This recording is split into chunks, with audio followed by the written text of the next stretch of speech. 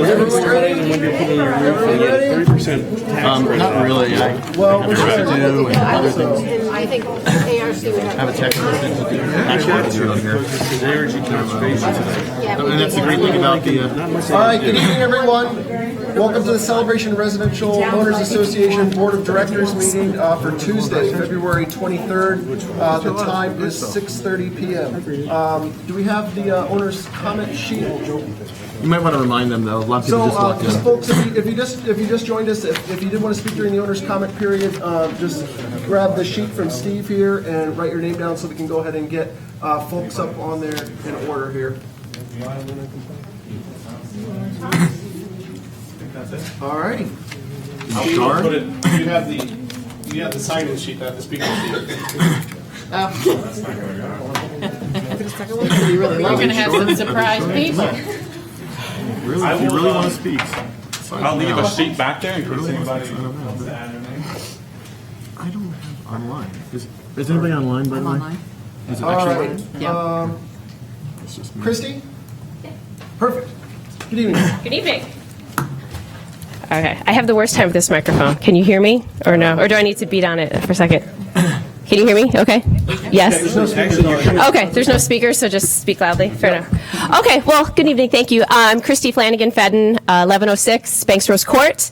And I just had a couple comments about the Education Task Force. So we know it's on the agenda. We know that the task force is putting forth their recommendation of option 7.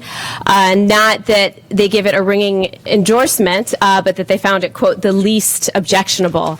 And paying close attention to those proceedings last night, it was clear that a number of the task force members made a point to say that they feel that we as a community have been either deliberately misled by TCC, there was a lack of transparency in the process, or a frustration for the fact that TCC seemed unwilling to continue forth some open discussions about the matter. So, as we continue on, and you are all given the unenviable task of trying to figure out what we do, I would just wonder what you could tell us as a community, why we should feel confident that the agreement is really going to protect our best interests in a tangible, practical way for the lives of everyone who lives here, for all the reasons that people are talking about. And I was also hoping to get a little bit more understanding about the process going forward. Will CROA be utilizing any kind of legal counsel in order to discuss the terms? Are we, as Celebration, are we a named entity in this agreement, or is it simply going to be a contract between TCC and Osceola County?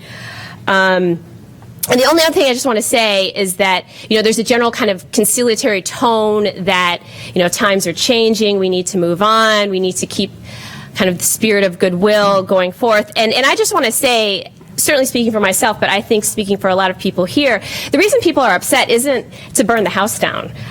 It's because I'm worried about my house. I'm worried about the people who live in my house, namely my children. I'm worried about the investment. I'm a first-time home buyer living here. It was a very big deal for us to purchase our house in Celebration, and it was a very reasoned decision to live in Celebration. I grew up being a Disney-phile. So no one's upset to be angry. We're upset because we're worried about our very important interests. And I'm just wondering if kind of going with the flow is the best tactic, and if we really have reason to trust that TCC is looking out for our best interest, or if we should not be reconsidering how we're handling the situation. Anyone on the board want to comment before I try to field any of this? Thank you for coming up. Obviously, the task force has put forward a recommendation, as folks have known, for the different options. It is a compromise between the two.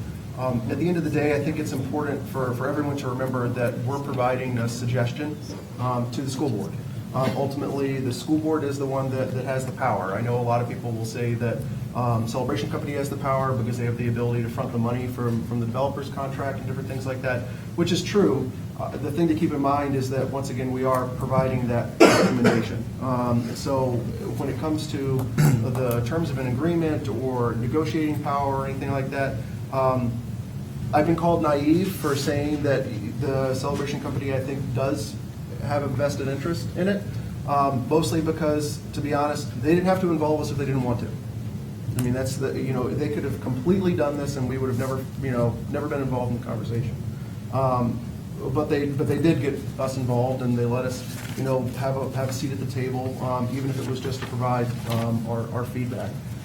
So I know that there's, you know, a couple of different opinions by folks here on the board about the recommendation that's been done, and there's, you know, we're gonna have a discussion about it tonight. Anyone else have anything else to comment? I think we can just wait till it comes on there. Sounds good. Thank you. Keith? Keith Thompson, 915 Post Stand. I actually would take a little bit of issue as to whether they involved us. It was found out by accident that people hit a CDD meeting. But leaving that aside, one comment, I think the task force have done a brilliant job. I think they've had their hands tied from both sides. So my one comment would be, there are a lot of caveats in there. You either accept it as a whole or you don't accept it. You can't be trimming it, because that's not fair to the hard work those guys put in. The other thing I would say is, about 3 years ago, our school board rep had something in Celebration Life that basically said all Celebration kids, elementary and middle school kids, will be zoned to the K-8. That was in reaction when this all started, which was the overcrowding because of the build out on the boulevard, and we thought we would be overcrowded now. We're not. So, as part, one of their recommendations was existing Celebration students stay zoned to the K-8. There's no reason at all we couldn't do that. Let them build a K village for that, adjust the ratios of Reedy Creek and West Side as to who goes there, and free up the middle school places at West Side that they need. Then everybody's happy. Then it is a true compromise. They get their student stations for outside. We're ultimately paying for it, but we're not impacted. So, like I say, now's the time to hold the school board rep accountable for what he wrote. It categorically says K-8. It doesn't say Celebration Schools. It says K-8. So if anybody's got any contact with him, let's have him put his money where his mouth is. Thank you, Keith. Pat?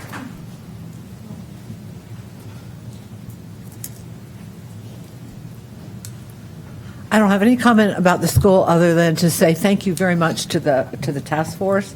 I watched all of you on TV. You all look great. It did not put on 10 pounds. But on a serious note, I know it was a very, very difficult job. And as a resident, although I don't have children in the school, I also know that affects property values and all the other things in town. And I certainly care about all the children. I watched many of them grow up over the years.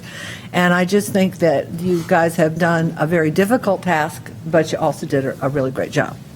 The other reason I'm up here is this is the last official board meeting of this board, because the next meeting is the annual meeting, which is the celebration. And I want to thank Lee, who has just, you know, but he'll probably be back. He'll take a year off, and if he doesn't show up here, he'll show up somewhere else. But Lee, thank you so much for your service. Really, really have appreciated. Eric, you did a great job for your first term. Glad to see you're running again, and I'm not endorsing anybody, but I am glad that you're running again. And once again, you've had a really difficult job. But thank you for all the technology and items that you brought in over the last 24 months. You were an invaluable resource to Town Hall, and we really appreciate it. Diana, we're sorry you're not running again, but you're always on the run, and we certainly understand it, and we certainly appreciate your service. And Dave, you still, no matter what anybody ever does, ever again, you will still hold the longest term ever for the CROA board. And That's it, though. of course, he said that last time, but we also really appreciate your service. And I personally want to thank you. I have worked with all of you, and I really appreciate all your service. And that's all I have. Thank you. Pat. Joan?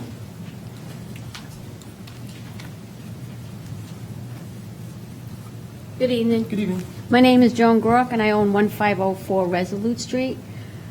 I believe that the children that live in Celebration, it should be more than 30% that go to Island Village. We moved here so children can go there, grandchildren, whatever. And I feel that it affects our property value, and Keith gave an excellent recommendation. And Eric, you have my vote too. Thank you, Joan. PJ?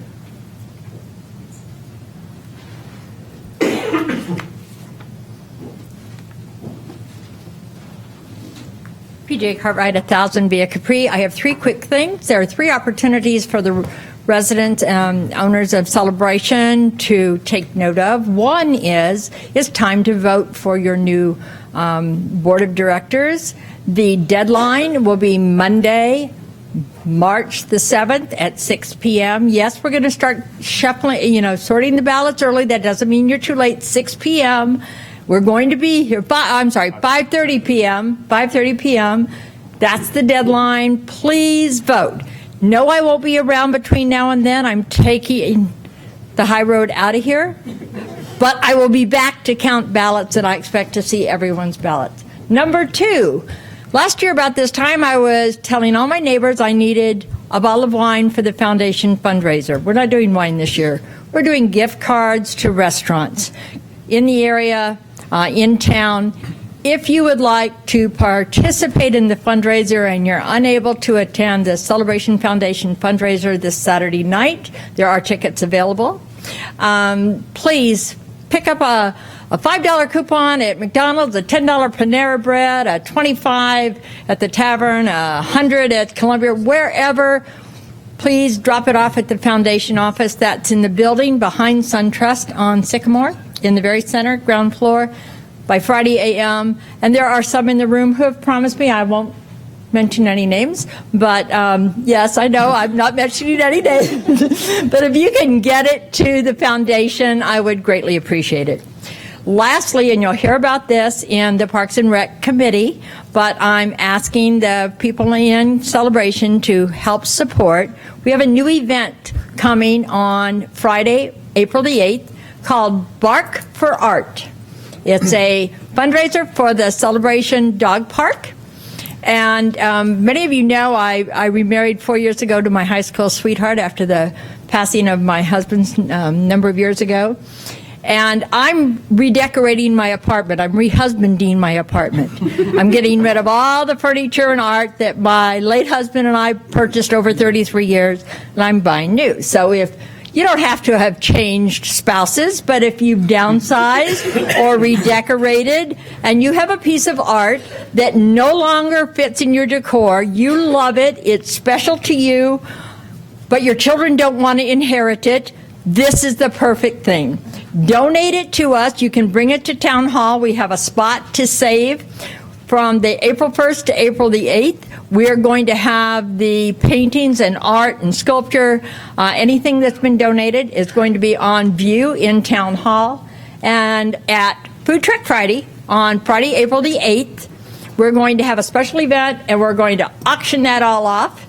And all the proceeds will be used for the Celebration Dog Park. So bring your repurposed art. Thank you, Rachel, for that phrase. Repurposed art to the town hall, drop it off, and it'll be displayed and it'll be put to good use. So those are my three opportunities for the people in Celebration to help our community. Thank you. PJ. Holly.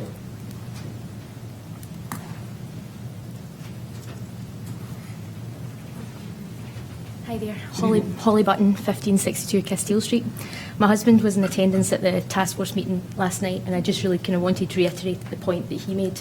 I know you guys may not have a big dog in this fight, but for whatever size it is, I ask that you be an advocate for all children. As the parent of a child who will be directly affected by this change, I would ask that if you have any say or can make any persuasion that any child in current attendance at K, regardless of grade, not have to move, or if they have siblings at the K, you not have to move without having to apply for an out of exemption application, and the uncertainty that lies there. You know, I'm my kid's #1 advocate, and I understand that you guys have to represent everyone, but I want to fight for him, so I don't want him going K3, 4, 5, 6 at a different school, 4, 5, 6, 7, 8 at a different school again. So if we can limit that and keep children in the one spot for as long as possible, regardless of grade, I would really appreciate it if you guys could push for that.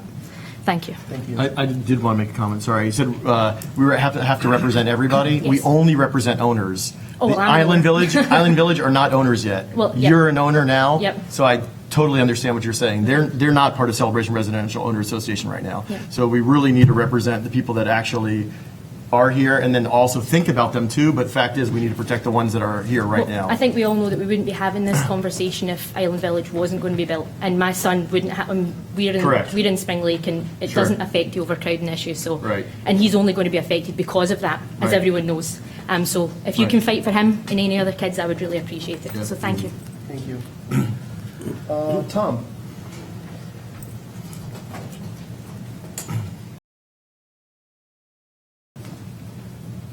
Good evening, everybody. I'm Tom Sonneborg, the former chairman of the Celebration Education Task Force. Don't smile so much. So I've been talking a lot for about 3 months, so I'll keep this brief. Last night, we came to a conclusion, and you now have our unanimous recommendation. It is conditional, and those conditions need to be followed up on. So to partially address a comment that was made earlier, one of the reasons that there is a bit of a conciliatory mood is that this does need to be followed up on. We didn't burn any bridges on purpose because this negotiation has to continue, and the task force won't be the ones doing that negotiation. And because we have no official standing in this agreement between the company and the county, we need to use whatever influence we have in the most positive way we can. So we tried to maintain relationships as best we can, offer a path to a pretty good solution.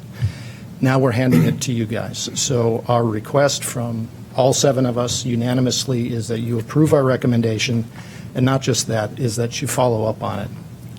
And the words in that recommendation were I wouldn't say meticulously done, but purposefully done. So as Keith said, please don't start parsing it. Every word was meaningful to us. So we ask that you approve it and that it gets followed up on. Thank you. Thank you, Tom.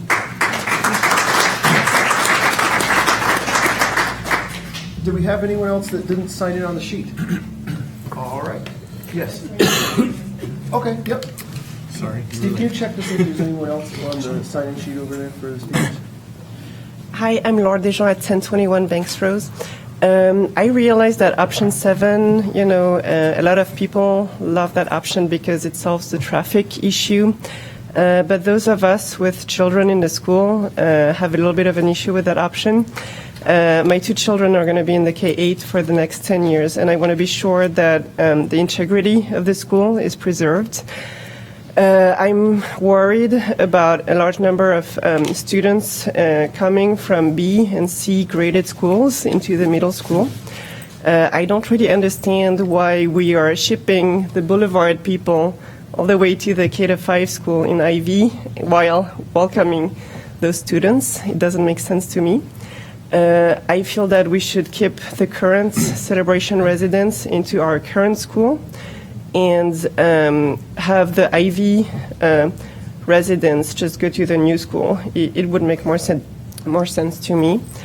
And I would also like to have a cap on the number of elementary students and middle school students that are going to be at the K-8, meaning I'm very worried that in the long run, if the district needs more middle school seats for children that come from other schools, they might end up just expanding the middle school downtown and bringing in more and more students and shipping our students to the K-5 in Ivy by carving into more and more villages. I'm really worried about that. So I would appreciate if CROA could follow up, as Tom said, on all these points. Thank you. Thank you. Steve, do we have anyone else? There was nobody else. All right. I'll verify that the meeting was properly noticed. Yes, it was. And we definitely have a quorum, so we will move to the Pledge of Allegiance.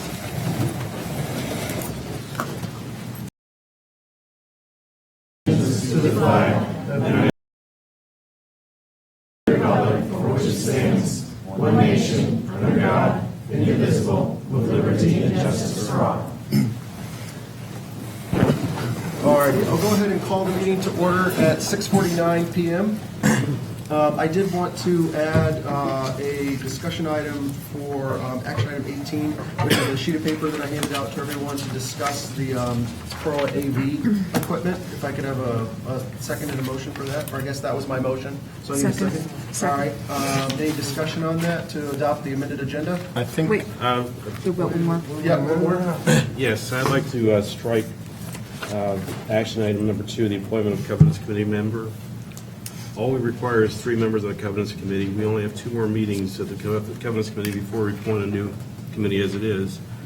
And I don't think we've really solicited to see if there's any people that really want to be on the committee yet. Gotcha. So striking of action item 2 and the addition of 18. Do I have a second for that? Second. And any further discussion? All right, all those in favor? Aye. Opposed? All right, so we've adopted the agenda. May I have a motion to approve the minutes for January 26, 2016, the regular meeting? Motion to approve. All right, and a second? Second. All right, any discussion? All those in favor? Aye. Opposed? The motion carries. Moving to the financial report, Ms. Kearns. Okay. I'm looking at the finances for January of 2018. We ended with operating cash as of January 31st of $2,388,000. If you look at our accounts receivable, I tried to kind of summarize it for you this time, and maybe moving forward we'll see how you like it. But we have 18 bankruptcies totaling $109,000, 18 foreclosures totaling $309,000, 12 claim of liens totaling $50,000, 33 intent to liens totaling $77,000, and 484 accounts that are current owing over $100. As of January, our income was $366,530, which was over budget by $6,000. That was primarily due to an adjustment for our reserve for bad debt, our legal fees that were added back to homeowners' accounts, our apartment rec fees, which Aviva is pretty much built out now, were higher than expected, and our working capital income came in over budget by about $4,500 for January. January expenses totaled $329,000 and came in under budget by $24,000. Our reserves as of January 31st, we have $3.1 million in reserves. Our working capital year-to-date, which is only January, is $81,000. And our reserve expenses for the month were for the dog park, for Deerwoods Park landscaping plan, for the Artisan Park benches and the Bocce Court benches, as well as some replacement benches for the month. So that is it as of today. All right, any questions on the financial report? Oh, no, sorry. We're good? Oh, okay, all right. I'm just looking at. Motion to accept that was both of your sections for D, correct? I think she combined them. You combined Yes, I them? did. Yeah. All right, do I have a motion? So moved. And a second? Second. Any further discussion? All those in favor? Aye. Opposed? All right, and the management report, Mr. Waring. Okay, I will start by touching on, we have a couple ways for residents to provide feedback to Town Hall right now through emailing us, simply emailing us. You can go through cell service and send requests in. But we've also added a new survey at the front desk. So we encourage everybody, when you're done with your Town Hall experience or your front desk experience, to fill out a survey card. Once a month, we will be opening the box. I'll personally open that box. I'll be compiling the data. I'll add it to the management report. And then we will do a blind draw, and we're going to give out a Walter teddy bear once every month for encouragement to fill out the survey form. So those are available. We also have, at the end of your ARC application now, there's a link to SurveyMonkey to where you can provide feedback and give us some information on how the ARC process went for you. And we'll continue to look for ways to add these surveys to SurveyMonkey for Parks and Recreation, for the covenants process, through all of our processes here, maintenance. Under administrative operations, I want to talk a little bit about Comcast. At the last meeting, the board approved the Comcast agreement for the fiber overlay.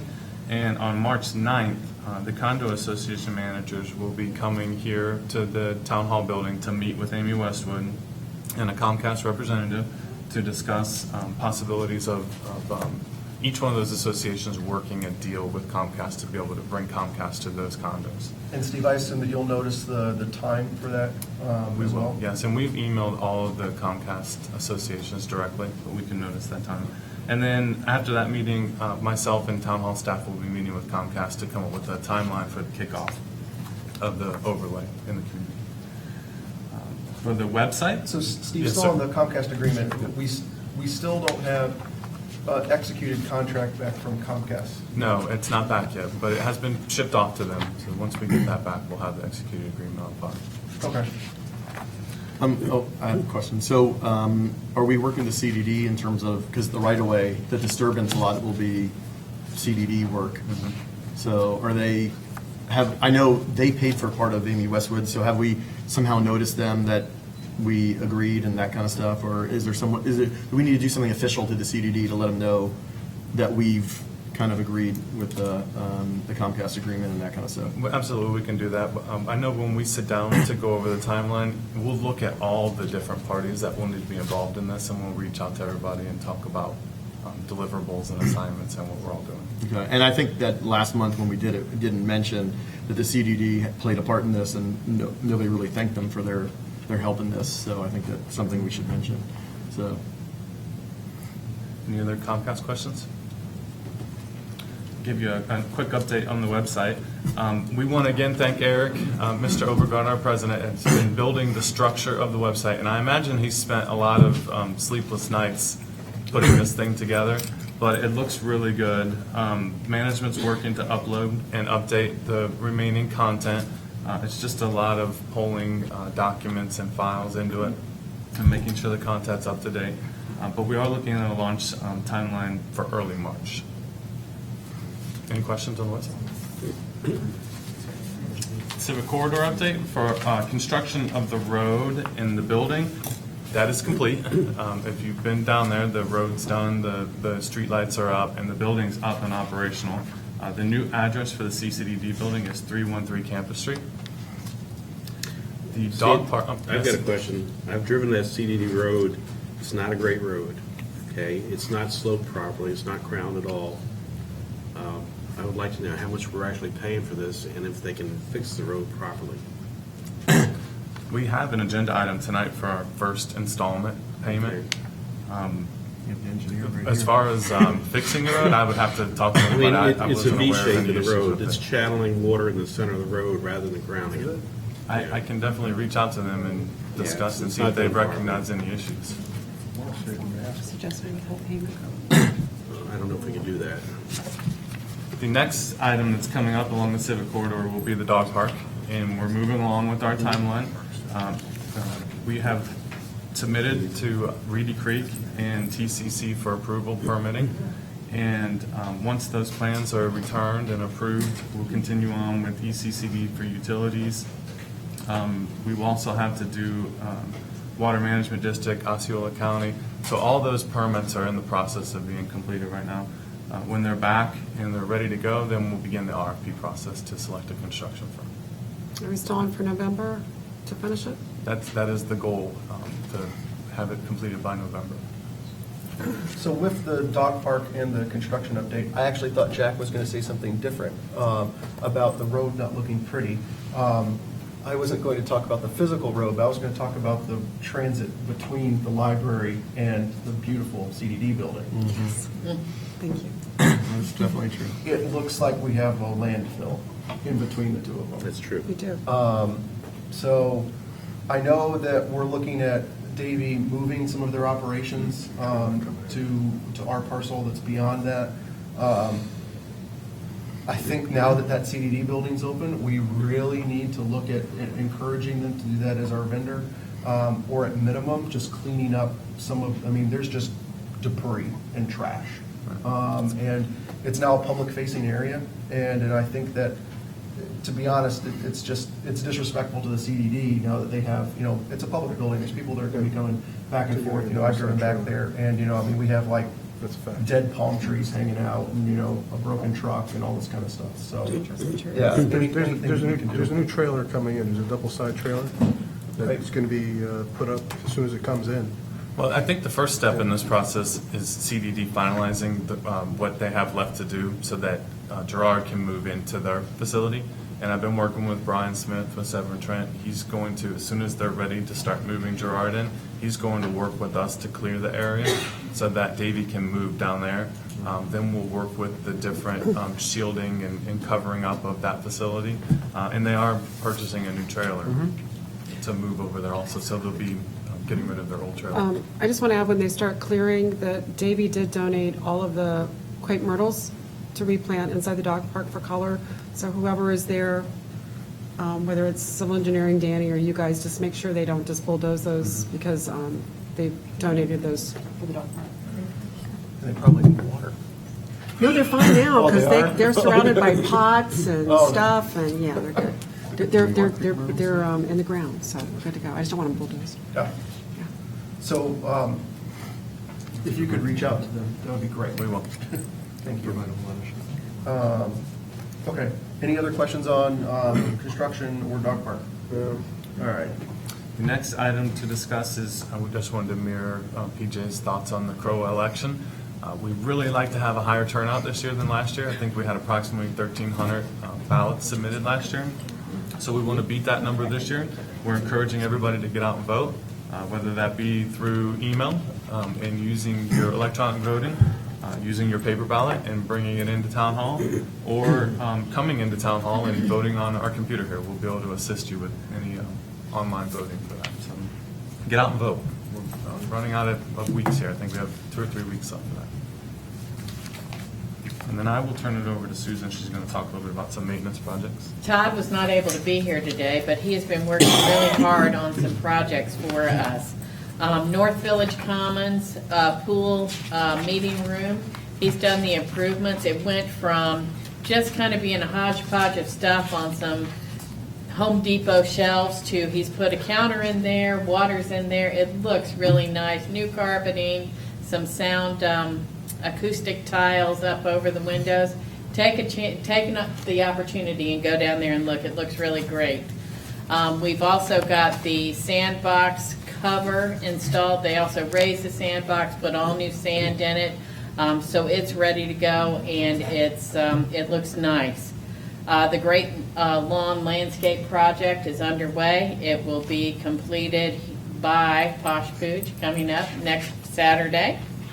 And he's been working with Davey. We've both been working with Davey to, all the mulch is complete. They have done a lot of projects. The grass, of course, is in its dormant season, so there's not really a whole lot they can do one way or the other. But they have hired an in-house pest control person, and they have a new admin working in the trailer. And that should do it for maintenance. What else have we got, Steve? Just on the maintenance point, and I'm speaking for myself here, but I'm still looking to feel the love from Davey. I still have not felt it. Okay. We're going on months and months of us going back and forth about this. There's I realize that it slows down during the wintertime. I've seen less staff out from Davey, just knowing that they reduce staff in the winter. I would have hoped that that didn't happen because they have a lot of stuff to catch up on. Most notably, things that I see getting reported on cell service, some things that I'm reporting myself, that I kind of look and I go, I haven't brought this up because I figured they would have fixed it by now, and things haven't gotten fixed. Or if it was fixed at one point in time, it wasn't fixed enough because it's already deteriorated back. So I might not be on the board coming soon, but I would encourage us to look into that, and then the folks that are still going to be around here to push that issue, because it's really hard for me to sit at a covenants hearing or talk to another resident when I'm asking them to do something, and across the street from them, the park might not be completely up to snuff. The look and feel of the community is the bread and butter of our association, along with recreational programming. I think we're growing by leaps and bounds with recreational programming. I feel like we're falling off in some ways still with some of our landscaping. So, and that's just my opinion. I don't know if No, Eric, I would echo your opinion because Reserve Park I was just has thinking done Reserve nothing. Park. It's terrible. And also, if you look at the circle down there at the far east end of Celebration Boulevard, that's part of our property. It looks horrible. Okay, I understand we're sharing part of that property with CDD, who doesn't seem to have any interest in replacing any trees in there or bushes or anything like that. But it still doesn't look good. We need a joint effort on that one. And just to echo that, for Spring Lake, at the last meeting, I had asked if someone could go out and take a look at that because there were several complaints from property owners. Did you get a chance to go out? We actually have been out, Teresa's been out many, many times, and there have been some issues with sunlight and that kind of thing. And so they're actually working with the developer to resolve the issues at Spring Lake.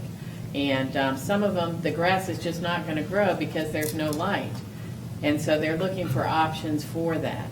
Well, I mean, I just think, yeah. Are we talking about the one person Well, who the doesn't have homeowner the that backyard? bought their home with a full lawn and now everything's dead right, and there's no right, grass growing. right, Yeah, I mean, right. it's an issue. I think they should have had some idea if it was not going to grow, why were they going through the process? But there's other issues there and it looks bad. It looks really bad. And I don't think, as Eric says, we can expect our lawns to look nice when we drive out there and it's a brand-new area and it looks horrible.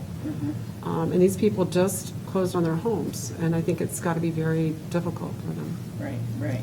Well, we're working on some strategies. We've got some ideas that we'll be probably running by you next month as to how to fix that.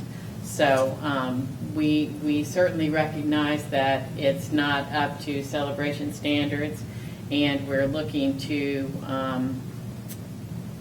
make some changes that will help enhance the look. Can I say before they develop the rest of that area, or we move on to Island Village, that if the grass isn't going to grow, don't close a home and tell the homeowner they're going to have a lawn? I mean, We have no say in that. That's a developer. minor though. details, but. It's the developer, you know, though. And I so think the long. developer probably isn't going to do anything now in the wintertime until, but I think that Debbie's point is that when we take over some of these things, when it becomes CROA's, when the handover, I mean, even Spring Lake, the weight room, I mean, some of the things in the window and some of those things, there's still some punch list items that I probably would have not allowed us to take over until the developer did some things. If you look at that. But I think I don't want to bring up. The rest of the board brought up certain issues. I don't have that. It's more about the process issue. Is that what I would say is there a punch list? Eric brought up a couple things. Everybody a couple things. So I would say is, where's the list and where's the timeline and who's responsible for it? And that's what I think that we're missing here, because and maybe a resource issue too, which is I've always said that the community is growing, it's aging, and we still have the same amount. Maybe we have the same one, maintenance manager / somebody. If we're staying over, we have to be over some of our contractors. It might take an extra body to do this kind of thing, or somebody that's responsible for this somehow as the community is growing. So, at the end of the day, is who's responsible for this punch list? What is a punch list, and where's the timeline? Because at the end of the day, is that if Eric, you could say to Eric, we're working on the timeline. You agreed to it. Hey, they're not behind. So if Davey's behind or not, I don't know the answer because I haven't seen anything that says they're behind or not. So I think that maybe a little bit better on the process would help us, Right. and that's some little Certainly. advice. And I do recognize, actually, I go out on property with the service area manager every other week, once a month. I meet with her every other week, but we actually go out to the service areas and we look at the landscape and and there is a plan in place. She actually has a plan for every single service area about how to bring it up, because all of the landscaping is reaching the end of its life cycle. We're an older, not an older community, but we're an aging community. And so that's going to be something that's going to be really important for us to have a plan and move forward with that plan. And I believe that generally they don't try to plant in January, and we're going to have a very cold Saturday, from what I understand. But I think as spring comes along, you'll see those plans. And if you'd like to talk about them, I'll be happy to make sure you have all those details at the next meeting. So I think what would be helpful for me, even though I might not be here, is in. Are you campaigning? So no, I'm not campaigning not to get on the board. But I think that I feel like we've had this conversation a lot, and so what I would ask, while I still can ask, is that March doesn't exist from an operational perspective from a meeting. So that gives them a pass until April. So for my birthday in April, I would love to actually see a plan from Davey. And I don't care if it says stuff that is broken or is screwed up or is not pretty or doesn't look good in a report. I'm okay to see dirty stuff because we know that the dirty stuff has to be fixed. And if it means that something doesn't work and that we need to spend money to fix it, let's spend the money to fix it. Let's figure that out. So I guess if we can put a stake in the ground for something more definitive in April than the cut and paste report that we usually get from them every month. I guess add to that, I would like to be included in that plan, the area for the dog park, where it's going, when it's going, how it's going, because there's a lot there. Got it. Thank you. I don't think anything to add except for maybe it's a plan from our staff and not from, maybe Davey, we requested Davey, because at the end of the day, it may be that you want to contract out some of the stuff that Davey can't do. You know what I mean? Maybe a third party for some of the stuff to get it done quicker. And I think the frustrating part to me, to echo Lee's comment, is that I see that our 851 building staff has done a whole heck of a lot. I mean, they're working on a lot of different things that we've given them. Todd has done an outstanding job at getting the rooms together, trying to come up with plans for improving things, stuff that we can maybe spend a little bit of money to make a big difference on.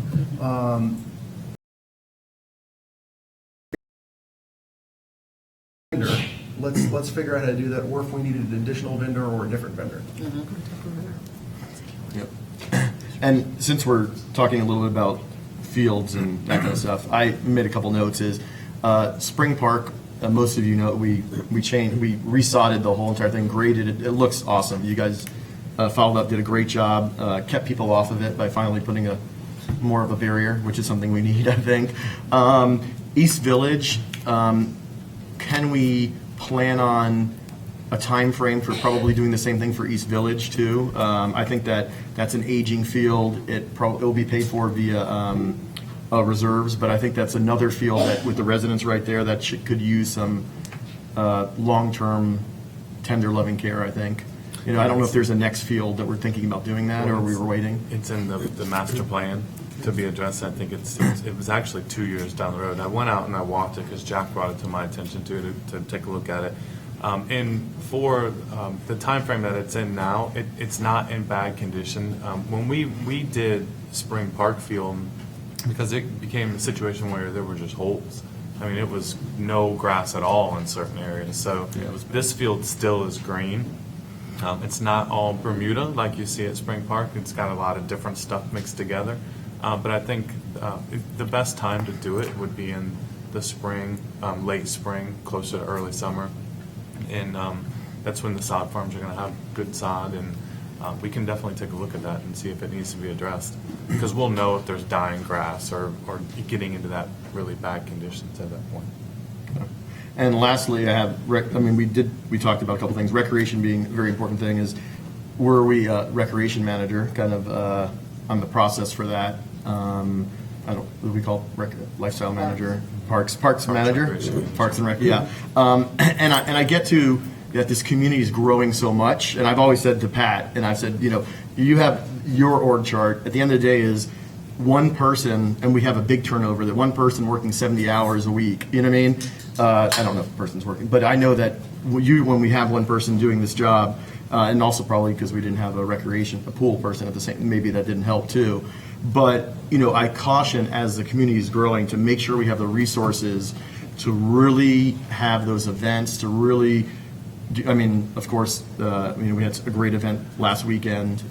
Kudos to JR and the recreation team and probably everybody that set up and maintenance team and stuff like that for the father-daughter dance. But my concern still is a growing community, having one person, it seems to be a revolving door in that position and just not getting it completely right. And I'm just concerned as the community's growing, as we're building more fields and not getting that right.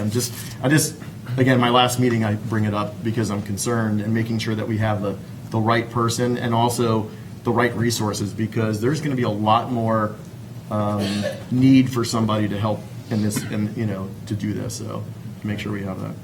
Yeah, and one last thing that we had talked about before that might be helpful was having the information, on this day, what was covered, just not a minute by minute, but just some information on what is being done so that we can see, because we don't know day to day where you guys are at with every area. But if we had that laid out, I think we'd have a better understanding of where the holes were and maybe what we could try to at least understand what to do to improve it. And we understand how important this position is to this community and lifestyle as a whole. Pat and I have been strategizing. We're talking about the right fit and making sure we get the right position, and we're working hard. We're utilizing our resources and working hard to try and find the right fit for this position. And on another positive note, we hired the aquatics manager, We did. and she started On Monday. this past Monday. Excellent. No, a week ago Monday.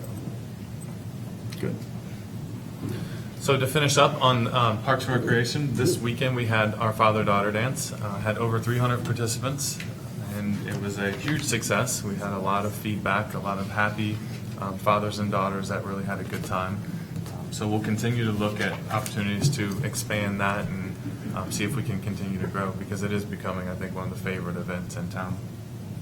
This Saturday coming up is Bosch Pooch. So Susan just pointed out it's going to be a little chilly, so make sure you put your sweaters on your puppies and bring them out on Saturday. And then the last thing that I wanted to show you tonight was, and I'd like to invite JR to come up, if you could please. We want to review with you, JR and his team just finished the new homeowner packet, and it's completely digital homeowner packet and a flip book, so I want to show it to you on the screen here. And I'll let JR kind of walk you through it. We won't go through every word on here, but just to kind of give you an overview. I'm going to turn off the lights. I got it. So while you're getting the projector set up, I'll bring up my comment that I was going to make. I would love for the screen to be set up over there So I can see it. so that the camera can see it, or we need to figure out, and this is a higher technical way, of feeding in the projector into the camera feed. Oh, well, don't So go let's there. start with basic first, and if we can just make sure that we can see the camera, or see the screen. We have the one light on over the screen, really? Oh, yeah, it's on your fine. No, you're fine, go It for might it. be over there. Perfect, perfect, yeah. That's good. Warming up, it's warming up. Oh, that's better. Okay. It's not a Christie, it's an Epson. That's good. Notice the birds flying in the background. Obviously, as Steve said, this is a new welcome packet that we've made a digital version of, so we'll be able to continuously update this, monthly, quarterly, however we want to do this. Any new resident now that comes in will receive a Celebration branded USB drive with this flip book on it, as well as documents from Covenants, ARC, anything like direct deposit, any forms, that kind of thing that they would have to fill out. This kind of gives them an overview of, about Celebration, what Town Hall does, who the staff members are, board members are, history of Celebration. Some of the links in here they can click and email, just hover over, email, visit websites instantly. Kind of gives a brief synopsis of, the alphabet soup entities for they know what people are referring to, calendar events. Go ahead, Steve. Some fireworks going on. Like I said, our calendar of events, all our programs and activities that we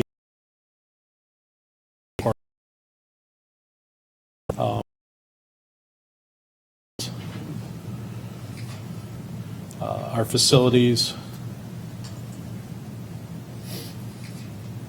Didn't want to mention community standards, just breezed over that one.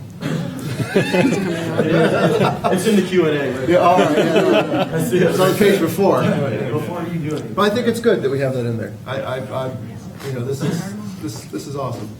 But, explains our communication mediums that we have, and as Lee said, a Q&A with some of the more popular questions, contact phone list. There's also the civic and service groups and different organizations in town.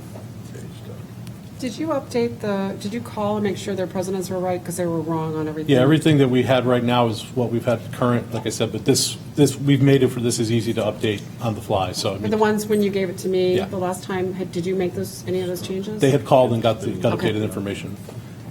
But we don't mass produce these, we can do them as they're needed, so that's why I said we can change, anything that we need to change on them. So JR, just to be clear, this is going to be available as both a digital on that thumb drive, and then are we providing with a printed form, or is it just going to be the USB We stick? can provide a printed form if they want. This will also be a digital book on the new website.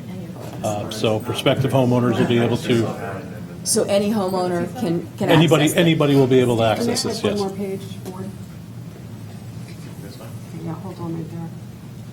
It'd be great, if you send that to us, and maybe we notice something that's changed or different. Organizations too, when they sent it, there were some changes that I made when I saw theirs, for. Steve, can you make a correction on Townsend condos from Nika to Ricky Kelly? Okay. Do you see that one? Okay. So they get sent a file and they open this up, or? This will be given to them on a USB drive. And then we'll also have it available online.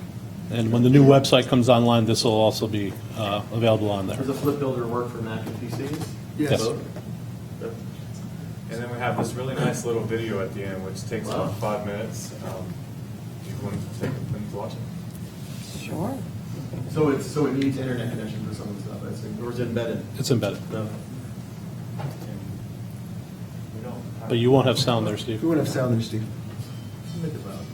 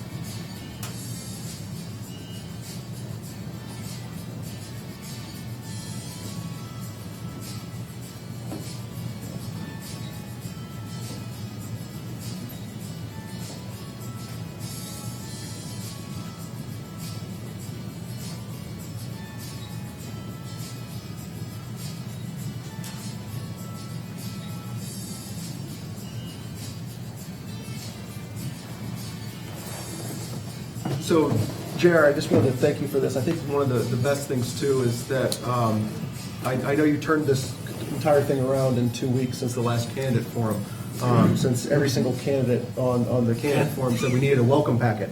For 3 years. You know, clearly, you know, this took a lot of time to put together, and I think that now that we have like you said, a foundation that we can build on, it's going to be easier for us to update and keep current and that sort of thing. I think it's going to be,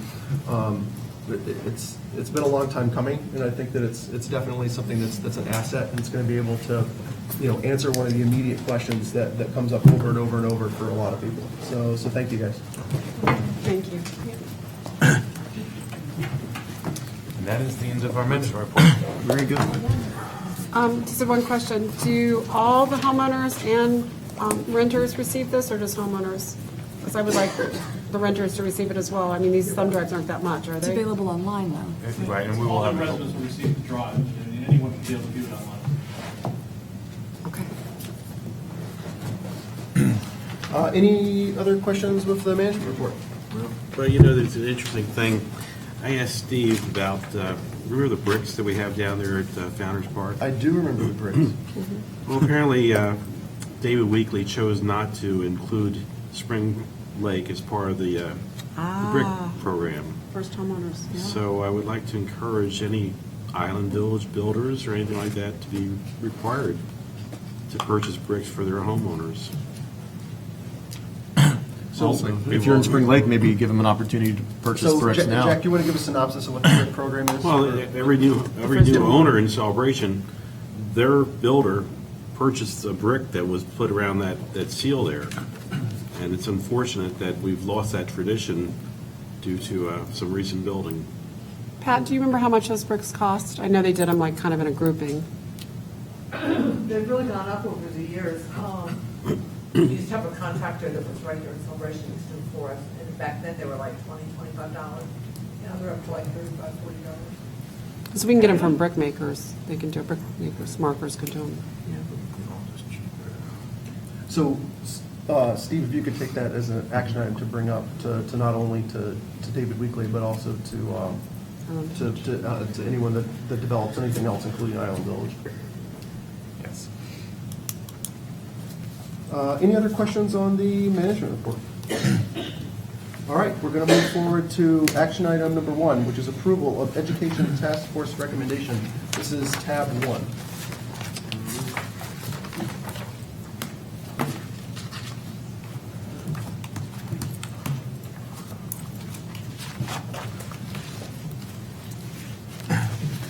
It's not in the, it's in here. It was done last night. Well, but Martin sent us the new one, or Patrick sent us the new one, too. Oh, is that what he The updated- sent? Yeah. No, isn't that what this is? Yes. Yeah, okay. But he Okay. also he Okay. sent us a new updated one So- this morning, this afternoon. Okay. Did we grab a couple notes? Or did we miss something? Okay. Sorry. I move that we adopt this in its entirety. I'm very pleased with what I've read from the Education Task Force. I do like the conditions that Tom has added here. We don't have a lot of teeth in it, but I'd still like to make that as part of the suggestions. And in addition, I'd also like to see if we can get a seat at their table when they do the agreement, and actually ask Tom to be president on that board. So that's my suggestion. I move to adopt this as it is, and also ask that we can have a seat at that table. So at the table with The school district? With a school district and PCC and and, Celebration Company? Yeah. Okay. Tom, are you willing? don't say no. I want you to be our representative for the, Would you be willing for follow-up to help us see this through? No, it is, welcome back. It's just a little. So, Can we get a motion? Have some discussion? we have a motion, Second. and we have a second on discussion. I think what we can do, to Jack's point, is that we can identify someone in the community or on the task force or something that we would want to represent us at that table. that's fine, as long as we have representation at the table. From the task force. Yeah. Yeah, From voting members. that's better than sheet of paper. Just my comments on this, between the task force and folks in between literally their meeting last night and today, just looking at this, there is, to be honest, in my opinion, there are some very good conditions in here that we're asking for. And I agree with everyone else in the comments tonight that I don't want to whittle any of these down. This is kind of where we're at. We have, this is a negotiation process, so we've gone back and forth. We've conceded some things, they've conceded some things, and I think that this is it's as Debbie mentioned, a good compromise between the two. Does anyone have any further discussion on this one?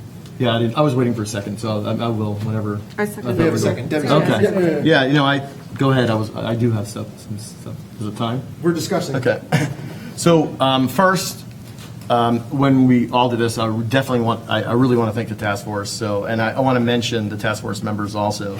Not just Tom, certainly Tom Sonnenborg for sure, Tom Tuzin, Pat Schroeder, Brian Coakley, Dan Haskett, Jeff McNeil, and Rebecca Newman, who are on the task force, and of course Vanessa from the CROA board, who was a non-voting member there, and we had some others that came in too. But I really, at the end of the day, I mean, we came in last second, heard about some things, and decided that we wanted a seat at the table and kind of pushed ourselves with a seat at the table, and I think that it was whether the Osceola County School Board thought they were going to actually accomplish something, or TCC, I don't know, but I think we did. Many times people said we didn't have a seat at the table, or we had no dog in the show, or whatever the saying is, or whatever. But the fact is, I think having Disney having the okay or the approval to Celebration Residential Owner Association is very important, which is one of the reasons why they spoke to the association before, or at least a couple people, and then went to the CDD and then unveiled a plan that blew up in their face. So I think that there are a lot of things that were done wrong, certainly not by us, and that's I just want to thank the task force who's done everything right. And I think the CROA board also reacting very quickly. I think that made a big difference. So a couple things just for me is I completely agree that we don't want to whittle this down at all. But I don't think there's probably some conditions that I think we want stronger in this than just that. I think there's some things that even the task force themselves said that they didn't think that was in a purview, so they didn't really discuss a couple things. But I think there's a whole school improvement issue. There's a traffic issue. There's the 80-20 rule. There's the lack of field space. School improvements. I might be repeating myself. Let me just make sure. Legal counsel, some other things, who's representing us. I think there's a couple things. There's what do we do from here, somebody said, I think is the biggest thing. So we could take this thing and we could say, thank you very much, we adopt it, we approve and adopt, but I want to make sure that we take this and we take some of these other things that I mentioned, by the way, because I think that we have a school use agreement that is expiring next year. One of the things brought up is that the continuation that maybe 10 years down the road they could do X, Y, and Z, or 5 years down the road, we don't know. So there's a couple things in here that I don't think this addresses. The biggest thing for me immediately is I think the improvement of the K through 8. I believe that the K through 8 school has, because we're perceived in some part of the county as probably not needing things because we're affluent for some reason. I think the school has gotten gypped on a bunch of things. And I really do think that we should stand up for ourselves a little bit more. I know we have to be real careful with the county. We're talking to them about trying to say that we're spoiled brats and we want me. The fact is, I, and my kids' are the most important thing for our residents. And I'm not sure, and the task force had to be a little bit more diplomatic than I am right now in some ways, and I think that we probably need to stand and probably go a little further. So I think we need to put the feet to the fire for TCC a little bit. So it's not really the Osceola County School Board. We know the Osceola County School is really doing this to solve an issue for the school. And we came up with a compromise, which I appreciate. But I want to make sure that those other things are done that weren't addressed. So example on this field here. They are in here. No, there's a couple things that are not. I mean, there are some, without a doubt. But as we expire school use agreement, we talked about one of the things that's in here says that we're not going to spend any money at all on school fields or anything else like that until until these things are met. Now, we have a school use agreement that obviously supersedes that we're going to continue doing until that point. School use agreement group, Jack, myself, and Vanessa, that we stopped during this process, obviously, because I think this is a way for us to be able to get a couple things from the county. But I do really think that we take this, we approve it. It looks like as a board, we'll approve it. But I think I want to put some teeth, and I don't mean there's some specific things, but I really want to sit with the Celebration Company and say, this is your money. What can you insure for the Celebration residents? Because the fact is the county's not going to insure for us.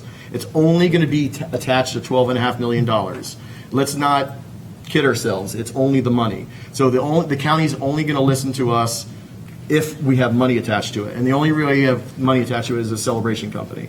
So I think we have to be very strong with the Celebration Company, say, we vote on this, there's some conditions here, and then we also want to start talking about improvements to that school, improvements possibly for even, right now, the roads, traffic and that kind of stuff, because one thing in having this is there's going to be some extra buses coming in down the road. So how do we account for that? That wasn't accounted for in this document either, and I think we need to account for that.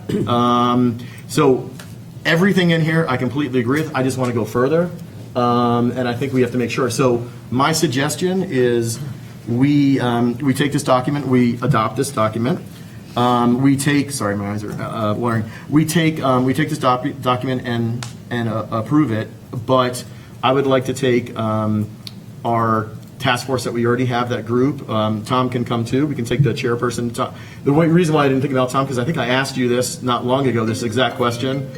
If you're interested in, because I knew we had to do something. At the end of the day, we can't just take this document and hand it to the county and have the school board approve it, and then everything else falls into place. It has to be attached. Sorry, my computer is hooked up. No. It has to be attached to the money, and we really need to force TCC's hand in some ways. So I would like personally is to take the group that we have that was working on the school use agreement, tag it into this, add Tom Sonneborg, and make this a point to take this, sit down with the Disney company, and see what more we can do on this list, and then the other things that we just mentioned. Because I think there's a couple things that we missed in this agreement, and again, lack of field space in Island Village will be one. TCC can control that with the developer. Because we probably won't have that. I think traffic improvements for the buses that will be coming in here. And then even if we discuss legal counsel and that kind of stuff, if we need to, I think that, in my opinion, the Disney company will be helpful. I'm hopeful. I say this on camera, that we show this to Disney company, we show them our ideas, and I think they'll be very helpful, because at the end of the day, I think they're concerned with some of the things too. So that would be my approach. So I think what I'm hearing is that we'll adopt as the motion sits on the table right now. And Jack, I don't know if you want to modify your motion to put the contingency that the team that worked for the suspended team that was working on the school use agreement would be the one that brings this forward, as well as adds in additional requirements on top of and in spirit of the agreement. Does that make sense? I understand what you're saying. Debbie, you were offering. To Lee's point, I think to all of our points, this was such a difficult time for our community, and we've been through this not once but twice.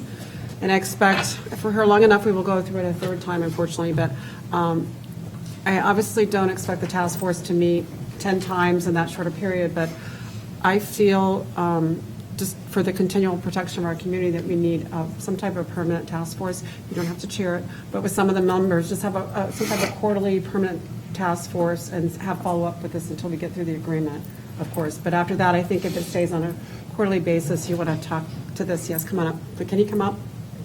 Do you want to come up? Yeah, sure. He was on the task force, so we're he's chair. discussing it.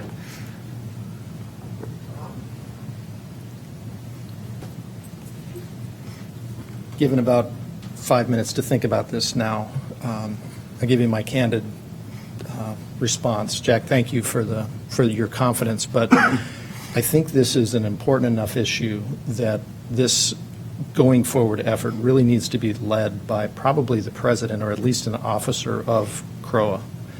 You know, the task force worked hard. We're ready to stand down, and I am too personally, but that's not the issue for me. It's whoever's, this is about influence. And the person who's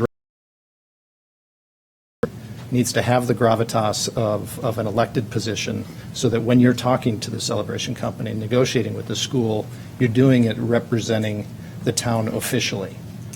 We had those conversations, and there's always a little hesitancy, you know, do you speak for the whole town? Well, no, we don't. We're appointed volunteers. You guys and the new board will be freshly elected. You'll have that that extra gravitas that I'm talking about. So give that some thought. I think the only concern is we do have a board turnover right about the time of the meeting, so. Right, and maybe it's important that whoever is elected, you know, has a point of view on this, and that the new board. Thing is that will be delayed the celebration company straight away. But I would say, though, to Debbie's point is, I would say take that group, which are elected right now, and then if for some reason, well, I know I'm not on afterwards anyway, but that's okay. But if you want to, when you do elect a new president of the association, add that person to this group. You know what I mean? I mean, simply, it's, you know, just put it in right now that that person is part of this group, you know. So, I mean, I know Vanessa's on it right now, and Jack, and, you know, one of them could be president, right? So you don't have to worry about it. What I think has to happen next week is we need to meet with the celebration company, or this week. After tomorrow, set up the meeting and start discussing it. Not after the, you know, the annual meeting, and, you know, just start the process. And that's really my thing is that and also one of the things, Debbie, my thought about not making this a task force thing, because they compromised and did a great job compromising. I think we as an association might want to be ensure some things a little stronger than they were. And I think that we probably need to take it to the next level and ensure some things. That was just my overall idea. Steve, you had a comment? Well, I was going to say, does it make sense to have 3 of the board members at least start this process? And Yeah, then- I don't think we can wait. Right. You know, I think to everyone's point, this is something that, you know, we need to reach out to Celebration Company tonight. Yeah. You know, it took tomorrow morning, let them know we need to set up a meeting to chat. We have, you know, come up with this list of items. They're obviously, you know, part of the negotiating party here, and they're more with us. So I think it makes sense to Jack's point, or to Jack's motion, that we move forward with the agreement with the understanding that either myself or another board member or another or member of the task force, if we need reference, we need to meet with the celebration company immediately to figure this out. And, you know, and I, you know, Lee, you know, having you there, you're not gone yet.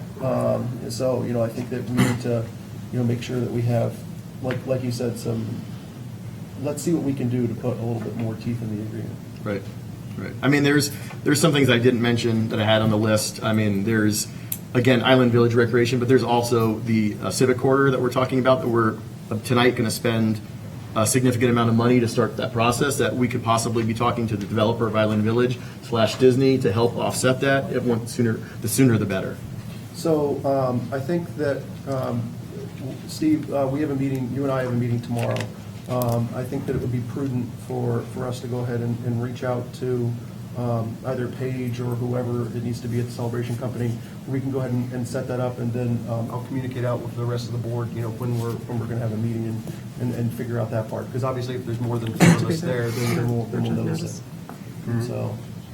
Yeah, I would suggest, though, the meeting be a meeting where not a noticed meeting with the celebration company, just to accomplish, just to have discussion. So, all right, everyone, any more discussion?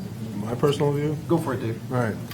On the property out here on the side, All right, number one, it has to be in writing, because otherwise I don't trust anybody on that school board. All school boards are louses. They're like that in Orange County, all the counties. If you read just what goes on, they just do whatever they want. They don't listen to anybody. That $12.5 million, Celebration Company should push that part of that money buys that land out there. Then they can't do anything with it. The facility use agreement will be with us. We'll allow them to use it. If we put a track in there or whatever we might do, that's the way it'll be done. $12.5 million, that's not that much out there. That could be part of it, part of the deal. That's what I would do. I would like to take it away from them. If they want the rotten school, let them pay for it. I don't trust those people, never did, never will. Anybody in this rotten county. We can obviously have that discussion when we figure out with everyone together. I'll make sure everyone knows where we can tell them to go. That's where I am. Any other further discussion?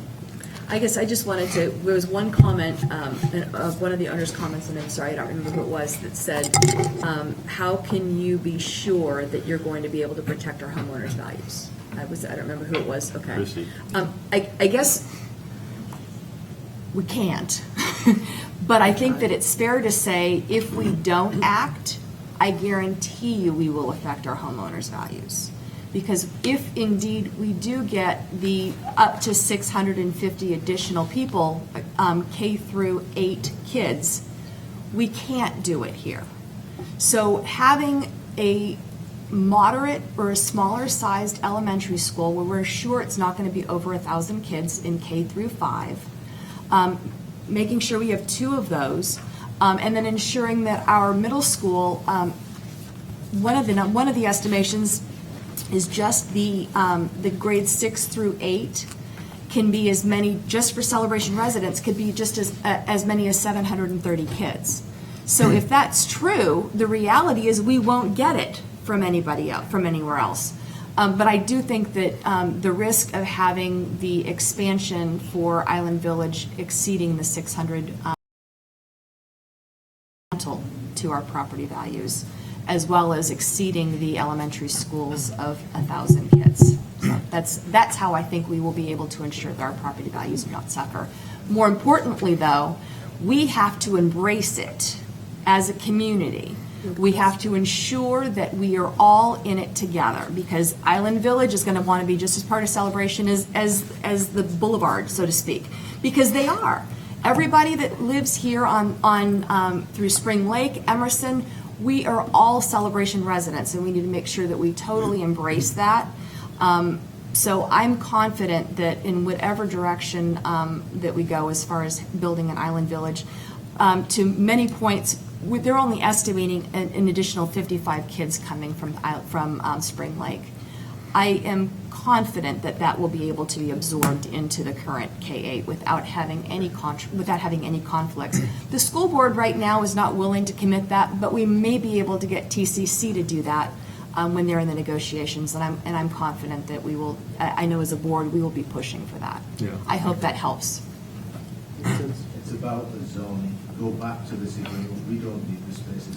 Build the 750 down in Island Village. Let Island Village go there along with the overflow and just west side. To Lee's point, you represent current homeowners, not Absolutely. future homeowners. So Island Village isn't part of this conversation for this board, in my opinion. And to my point that I don't think we need to have the kids that are on the boulevard going anywhere other than to the K-8. But until we get that zoning and until that's guaranteed and it's in writing from our school board rep, and if he follows through with that, everybody's happy. Until then, we shouldn't embrace anything that doesn't work for us and that affects us negatively, in my opinion. Right. Well, I think that is tying the money to this issue and ensuring that it happens. I think being a partner with TCC, I think is the only way to do that. Totally agree, but it goes with as is now, because we thought we were going to have a problem. We don't. We can cope with what we've got now. Build an Island Village, let Island Village go there and adjust the numbers and adjust west side, middle to elementary ratios as well. Then everybody's happy. Yeah, no, I agree. I think that discussing anybody who's in Celebration right now being able to go to this school is certainly the intent of the task force and probably the intent of this board, but we have to ensure those things. And I think that's sitting with TCC to make sure that it's tied with, I mean, they're now it's actually even more. Before it was $12.5 million for impact fees, and now it's going to be land big enough for a K through 5 school to hold at least 900 kids, right? That's kind of what Osceola County said. Could be, I mean, more, but that's their minimum. So they're going to give land, then then there's going to be infrastructure. The CDD is going to have to ensure for this school. So there's a lot put in that the Celebration community is going to be putting into the school. So hopefully we can get Disney to agree that if this is the best option, and the other most important thing is to make sure that kids don't have to go back and forth for no reason at all, and some other things that we can ensure that that we can get that we're not getting. My point is we can cope with what we've got now. Disney can actually get some good press out of this by doing that, and by God, they need it at the moment. So I would have thought that it was the best solution for everybody. Yeah. All right, so, any other further discussion on this? I think we have a pretty good direction. Ask for a vote. All those in favor? Aye. Opposed? All right, the motion carried. Debbie did bring up to me that I skipped over the committee reports. So if we could just jump back. Are they necessary? They're here. Our OC's here.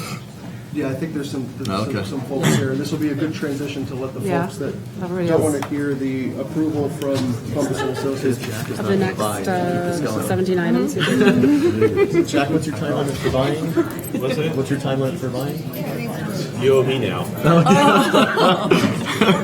I can't hear you. We haven't gotten that far yet. We'll discuss it. Agree. Yes, let's hope. Are Thank there you. any committees Thank you, Leah, for your time. that have a report? We'll start with ARC. ARC, Michael? Sorry. Sorry. Thank you for your patience.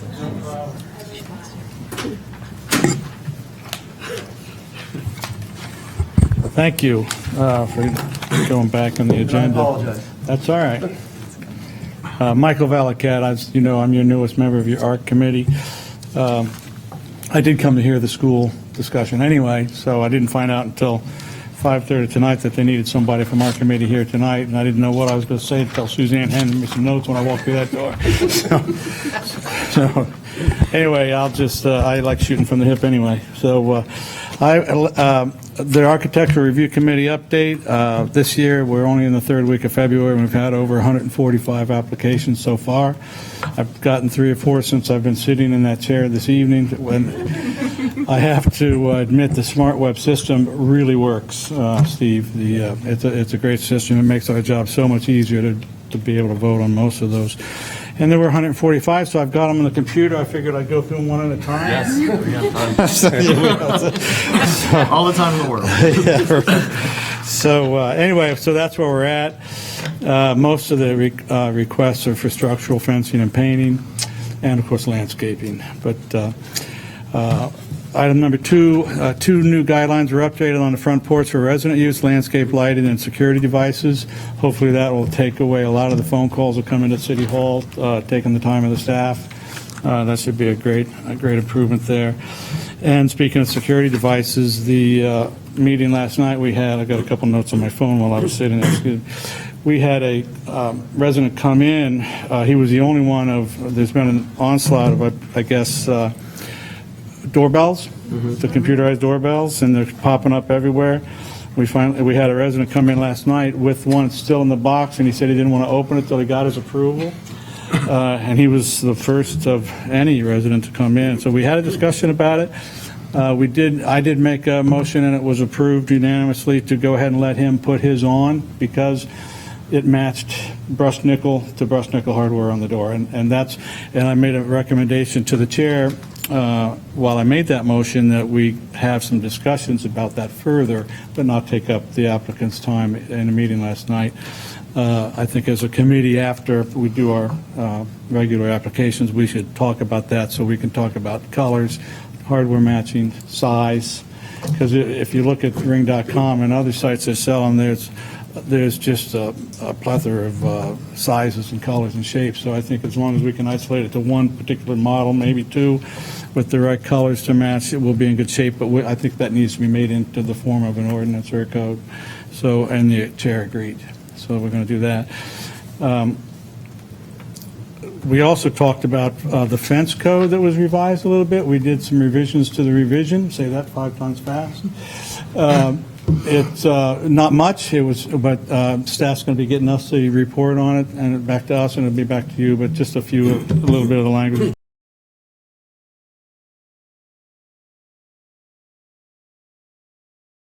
In windows and scotch tape to the windows, things like that. Open, closed signs, things like that. There was a recommendation by one of the members last night that we match the size of the real estate signs that are in the front of the houses. I'm not so sure that's going to work, have big wooden plaques hanging around. So we're going to talk about that a little further. Also, the people, some of the commercial people are just printing on their printer and scotch taping business hours to the windows, things like that. So we're going to try to come up with some issues. And as a matter of fact, when I was chairman of the Planning Commission on Sanibel Island for 12 years, one of the biggest issues we had was a sign ordinance. So what I'm going to do is go back to that ordinance and try to adopt some of the language out of that so we can isolate and get all the signs looking a little more respectable. Steve in Spring Lake, in fact, we do it at Spring Lake ourselves. You do? Yeah, and it doesn't, you know what I mean, taped on. So we have 3 signs at Spring Lake at the fitness facility that just taped onto the window. Mm-hmm. That's a little different. When you're having a special event like that, I think when you see the windows in town now where you've got the Posh Poots for this weekend and any events that go on, you always see those. And there's already a regulation in place on how many days those can be up and stay up. Of course, there's no reason to have them up after the event is over, but some of the business owners But don't. in a commercial place, they should at least have something around the sign. You know what I mean? Yeah, Taped to make on. it look a little more professional, a little clean it up a little bit. So we're going to talk about that further as well and get something back to you guys. So, and Michael, just so that we're clear, when you talk about commercial structures, you mean the home business district, correct? Yes, Okay. the home Yeah. business district, right. Mm-hmm. Yep, absolutely. So other than that, that's really all we have. We're moving right along. We are getting, there's some days I get over 20 applications on smart webs. It's amazing, and I try to keep up with it on a daily basis. Not everybody in the committee does, but I know they're not. I'm recently retired. It gives me a little more time. How much time do you spend on it, do you think? Per day, depends on the number coming in, but a half hour to an hour, depends on the number of them. Because I like to review them, and some of them I actually go do site visits on if I don't have to knock on the front door, although I have knocked on a few front doors just to introduce myself. I always have my phone with my badge in the back so I can, scare people. And actually one of the people about 2 months ago did have a Ring.com doorbell already on his house down in the North Village. But no, it can be anywhere from a half hour to an hour to get through the daily Every day. routine. But if you wait, if some of the committee members are busy, I'm sure, and if they're trying to do 2 weeks worth of them at a time, they're going to have to sit down for half a day. And as I look at this and by the way, thank you so much. I mean, and it's only going to get worse, and I say worse in some ways. It's going to, we're going to have more residents, right? So the workload's going to increase. Houses are going to, I just look at plans for long-term, figuring out maybe we, is there a way to take away that workload from a volunteer? Mm-hmm. I mean, heck, that's down the road. It's going to be a lot more work, right? Well, that's when you can start paying us. Yeah. I got one more. Eric's been trying to get paid for a long time. He hasn't been able to get that done. Michael, one of the residents sent several of us an email regarding solar panels. Okay, the issue with that is solar panels is a way of selling back electricity. We're not necessarily talking about the hot water type stuff. Mm-hmm. And my response back to the individual was that with the solar panels, many of them are lasting at least 25 years or more. They're very reliable. And if you're going to put them on a roof, if you're going to replace your roof within 5 to 10 years, it's silly to put them up right away. What I would like to look at is the possibility of the photovoltaic shingles. If the ARC group would start looking into that, the possibility of introducing them in celebration, Mm-hmm. which ones would be approved, maybe a recommendation as to which ones are more efficient. And go that direction, because most of our roofs are reaching the 20-year point now. They're up for replacement, it might be a good opportunity to save some money for everybody. Yeah, that's true, and we have talked about it as far as, we've even looked at attic ventilating fans, things like that as well, we've already talked about. So, yeah, we'll make a recommendation to talk. Photovoltaic. Yeah, because that's a big issue, I mean, in this day and age. I mean, it's, a lot of people all over the country want to do it. I have pool heating panels on my house, and Well, these would basically generate electricity, Mhm, and they're in the great. slow months, you'd be actually selling it back through the grid. And like last night, there was an example last night, back to the discussion on time and stuff it takes. I mean, we had a gentleman come in last night that was coming in disgruntled on he was denied 2 different colors. He put in brick paver walkway from his driveway and his garage around to his brick paver patio deck. They didn't match, and so he was declined on that we did approve it last night because it was declined a couple of months ago, and I went, this is an example of what it's like if you want to do your job properly, which I think we all do. I went down and did a site visit when it first came through. It was before I denied it, because it was like, well, is it in a private zone? Is it not in a private zone? Well, back when I went to see it, you could see the whole thing from the alleyway. Now, when he came in last night, the new pictures had bushes. Now, they weren't hedged out yet. There was about 8 bushes blocking, and he was calling that his private zone. So my question to the applicant was, are you going to maintain those bushes and let them grow into a full-size hedge, or are you going to keep them small? And his answer was, it's going to be a full-size hedge, therefore now you have a private zone. So the chairman actually put, on my motion to approve, put a caveat on there that it will be looked at by staff a year from now to make sure that that bush is a hedge.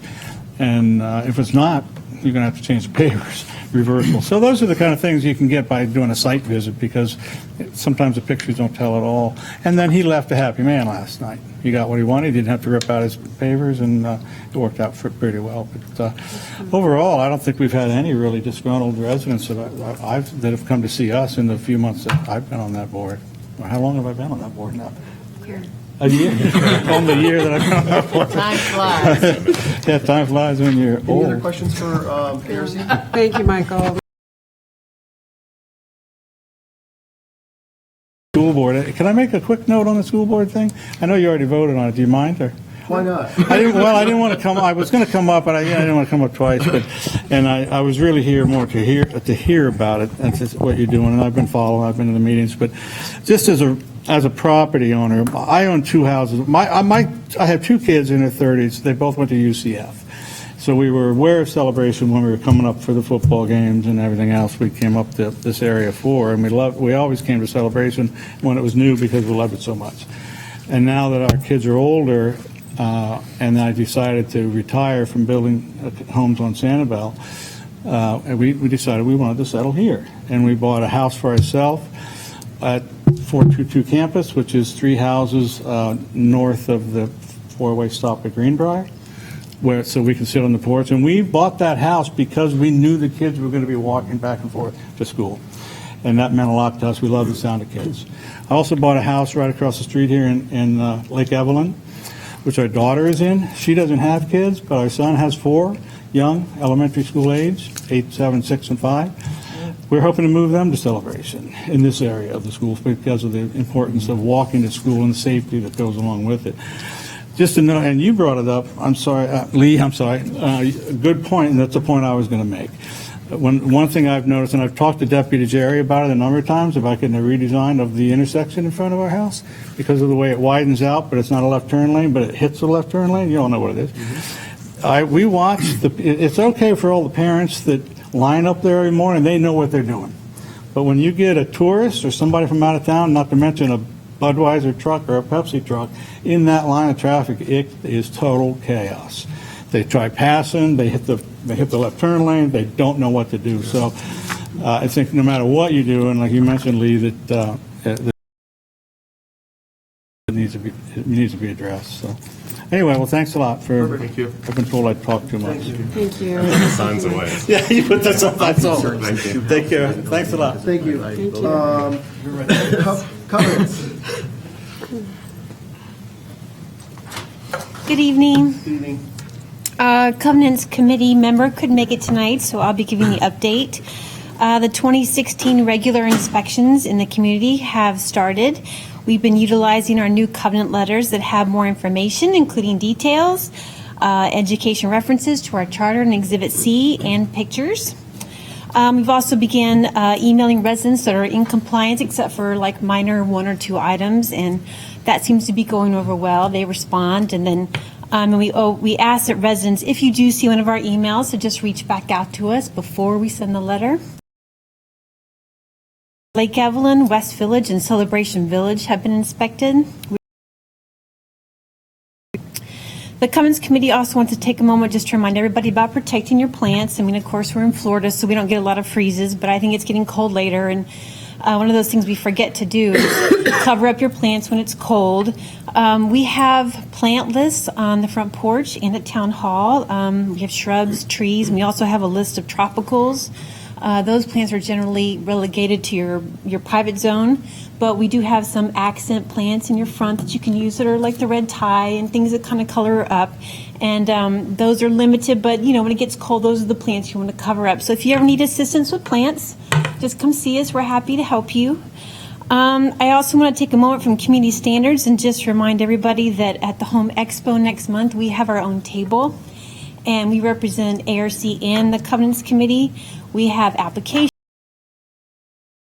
things you want to do for your home, and how we can help you submit the application and all the information you need. So just take a moment, come by and say hi to us and see if we can help you. Thanks. Thank you. Parks and Recreation. We got to touch on it. I know how much you like speaking, JR.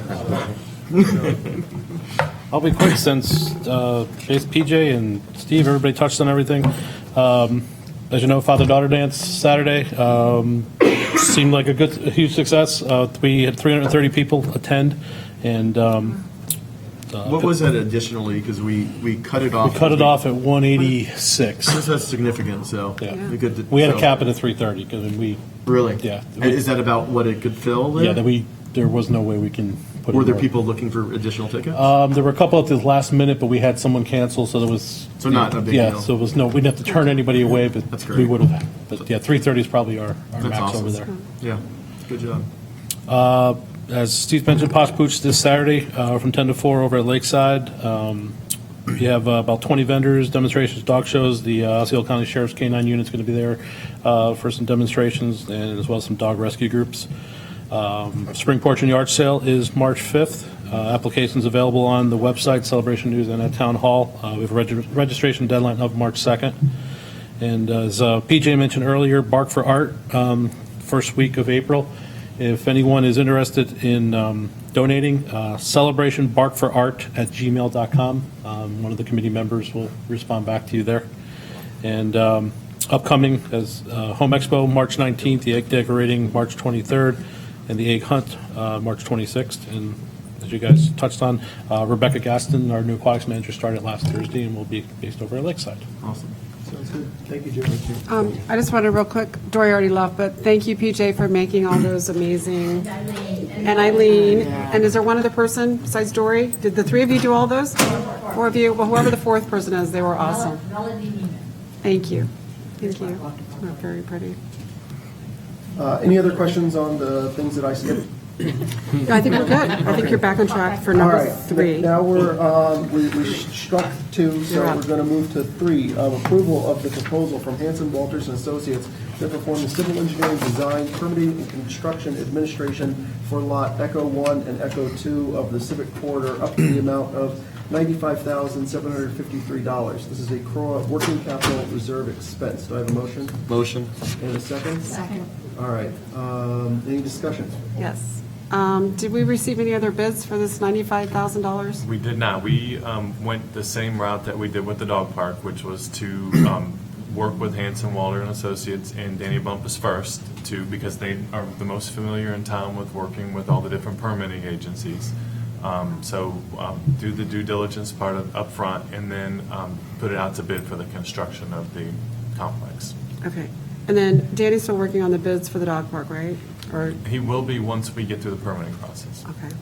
And Danny will also be our owner's rep for that. Which is coming up. Yeah. Right. Yeah. Well, he'll be the owner's rep for the dog park also, Right. working with the design firm and with the construction firm. And he designed the CDD building, right? Is that right? But, yeah, with the Yeah, help I of thought the, he did an excellent job. I mean, Yeah. it looks fabulous, so. yeah. Any further discussion?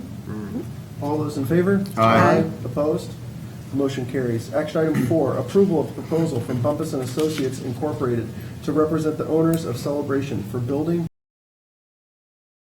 administration in the construction of Lot Echo 1 of the Civic Corridor in the amount of $27,000.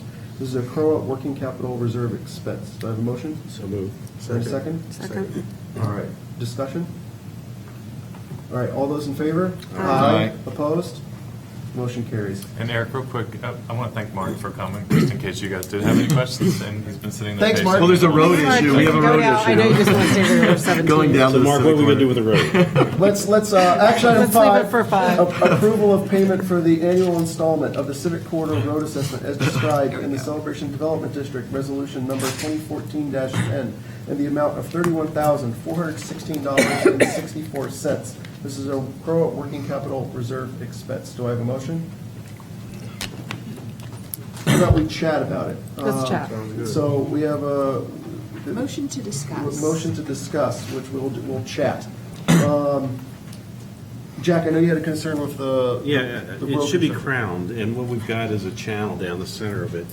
Mark, if you want to address that at all? Sure. Yeah, Can you Mark, come up, could please? For the 7 people that we have at home. You dropped off. 5 people we have. Live though, but they're going to be watched. So many people are going to watch it. My husband fell asleep. Right on. Mark Vincetonis with Hanson Walter and Associates. To answer Jack's question, the road actually was designed as an inverted crown, much like the library site. So the water does go down the middle, just like an alley, and then it's funneled out on a couple flumes and some turnouts. So, I don't know if you It's as guys. designed. It's as designed. Yes. Okay. You're happy with it? There's a couple bird bass that we're looking at, but they seem to dry up pretty quick. But other than that, I think it's all right. So and normally though, when you do something, you let it go for a little bit, see if it rains, and you might actually adjust it if there's spots that have to be adjusted. Yeah, Brian Smith and I, we kind Right. of look at that, and he kind of has a rule of thumb, 12 to 24 hours after it rains, the water needs to be gone. And I actually went by this morning, we got the rains Oh, right, last night, Yeah. and I saw more bird bass on the library site than I did. Mark, that's what troubles me is because we have a number of areas where water sits or puddles in areas, and the underlying structure it dissolves the road bed itself. Okay, and all we have is potholes. Is that what we're creating with this road? Well, if the water stays there, then possibly, but the whole point is for that water to move and get off of there. There are some crown roads in Celebration as well that hold water along the edge. You've probably seen them. But yeah, it was designed as an inverted crown primarily because there's the gas easement there. There's no structures allowed inside that gas easement, so we're kind of forced to do some different things than a normal crown with inlets and pipe. So everything kind of drains to the middle, and then it comes out on the 3 or 4 locations where it drains out. And who's going to be paying for road maintenance on this? I believe that road's going to be turned over to the CDD at some point. Our conversation when Mark and I met with Gary was that that actually is a CDD road, even though we are assessed and we're paying for it, but the CDD would fix any potholes or any issues with the lights. Similar to an alley. We have someone from the CDD here. Do you know anything about this to help us out with this discussion? What's the question? It's a private road. You own what's in front of your track unless what we discussed was that CROA would consider seeing if CDD would take it over and then we would consider that, but it has not been done. So at this point, it's your road. So for the folks at home, right now it is Crow's Road, but we're looking to have a discussion to see if there's a possibility. We've already started talking to Gary about it, and Gary's looking into making sure, because the way it was explaining, correct me if I'm wrong in the conversation, but we were talking about it being the repairs and anything going on in the road already would be taken care of by CDD, and it's not. Because we did talk about what do we have to do to get it turned over, and he said, I don't know if you have to do anything. So we're working with Gary to try and figure that out. So do you need something from, I know when we discussed this originally, we said our preference as a CROA board back in the day when we talked about this was to turn it over to CDD. Right. I'm not sure we made any official action to do that. Well, I can Or maybe we shouldn't, just because I'd rather not make it official that we kind of own it, that kind of thing. Maybe continue doing what you're doing, and hopefully the CDD can take it over. Well, part of the conversation is you have to build an additional portion of the road to get us down to where the athletic fields will be. Sure.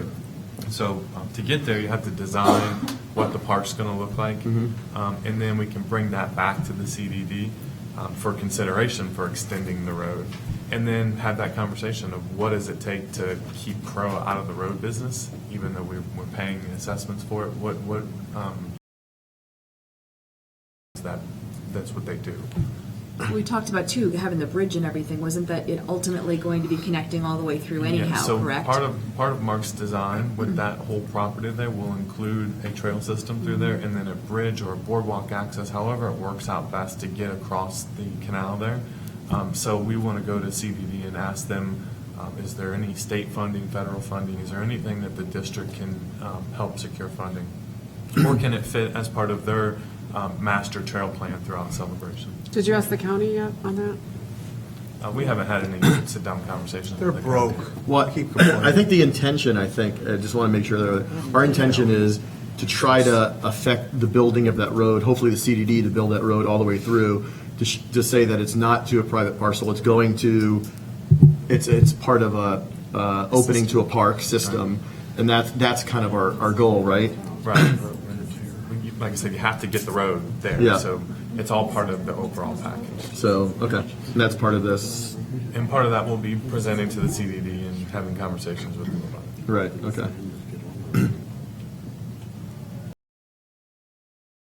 It's our intention to, over there, our intention is to try to get the CDD to build this, And it would this be road. nice that they help us out with that, being that we are the CDD. We pay into the CDD. Actually pay more money into it than you do for CROA. Well, I think the thing is So CDD, it it actually can't be part of- private, so if we're we can part make of it it. public, Right. that make their job a lot I easier. mean, even that building you have, there's basically belongs to the public. And there's also questions of how does the assessment work for that additional Pay portion for of it. the road? Is the golf course going to be assessed the same that CROA was assessed? So that's, Right. once we can get the design, we can take it back to the So, CDD. we need to pay for our portion, and it sounds like we're having ongoing discussions, which will continue, and we'll figure out what we can do for an action item moving forward. Right, but for this item though, we are bound by the resolution, Yeah. the CDD, and it is time to pay. I'll So make the a invoice motion is to in. approve. All right, motion second, you got him? Second. Lee motioned and Dave seconded. No, Jack. The other way around, Jack. All right, any further discussion? No. All those in favor? Aye. Opposed? All right, the motion carries. Thank you. Thank you, Mark. Thank you, Mark. Thank you, Mark. Thank you. Action item number 6, approval to purchase a 2016 Chevrolet Colorado for maintenance in the amount of $26,565. This is a CROA reserve expense. Do I have a motion? So move. And a second? I'll second. Any further discussion? How many miles is on the current truck, Steve? It's 156,000, I think, With no air conditioning. with no air conditioning. That's a problem. And also, just so you know, in our reserve study, we have an expenditure for 2015 to spend $30,603,000. So we've saved for knowing that that vehicle has the miles on it, but they're very low. They're just idling miles for the most part, 25 or less miles an hour. And I know there was a homeowner that offered a discount. Did we use that, or was it a different vendor? We actually looked at that. As far as the pricing goes, it's in your management report. Yeah. And I believe it says that the Ford F-150 came in at $28,087. And with the Chevy Colorado that we chose coming in at $26,564, and the Dodge Ram at $30,046. Okay, so that Ford was after the discount? Yes. Sorry, Jack. Were they Okay. And that's with tax, title, and tag, All the stuff, okay. all the stuff. Except the gas, okay. Yes, sir. Susan, were they comparable? I mean, did the other ones have air conditioning in them? The air All of them conditioning have air program. conditioning. The one we're buying does have air They're conditioning. all. Yes, Whatever you absolutely. said. It doesn't have the backup camera and all the fancy schmancy stuff, but it does have air conditioning. For Colorado, serious it's very section cheap. where- It is for I think God, we're getting I punchy. think it's standard in Colorado. So, I know I seconded the who made the motion? Dave. David. Dave. $1,000 for this, correct? Right. Okay.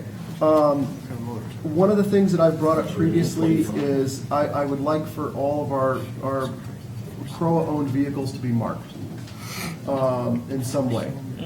Whether that's with a decal on the side, or we go with some fancy wrap, or whatever. So I know that there had been some investigation about this, but I didn't know if it made sense for us to raise the approval up to 28,000. How much is a wrap?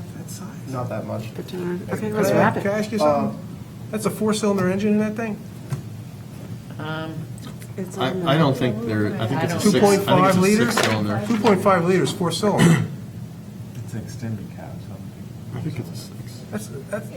I honestly, I don't know. Well, maybe you should check on that, because four-cylinder, you'll burn that thing out. I'm telling you, especially if you're towing stuff with it. Gas mileage. That thing's, it's not gonna hold up. 6-speed automatic transmission. Yeah. There you I'm not go. worried about Thank the you, 6 Dave. speed, I'm worried about the engine itself. 2.5 liters, small. I believe in your book in Dave's book, you should have a list of the issues. We'll just assume you know what you're buying, that it's right for it. Should be at least a V6 in there. 6-speed doesn't mean 6-speed. Well, it doesn't say V4. I don't know anything about Just means this is a trucks. transmission. I don't know trucks. But this is what Todd was comfortable with, That's correct? exactly right. It's his recommendation by the Chevy Colorado. Okay. He's a truck guy. He fixes trucks. So, I don't know, Dave, I know you made the motion, but I would like to see us build in a portion or some funding in order to be able to properly mark the truck. Yeah, that's fine.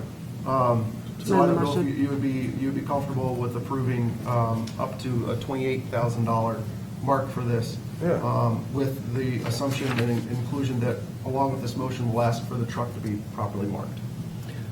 Yeah, and I still would check on that engine.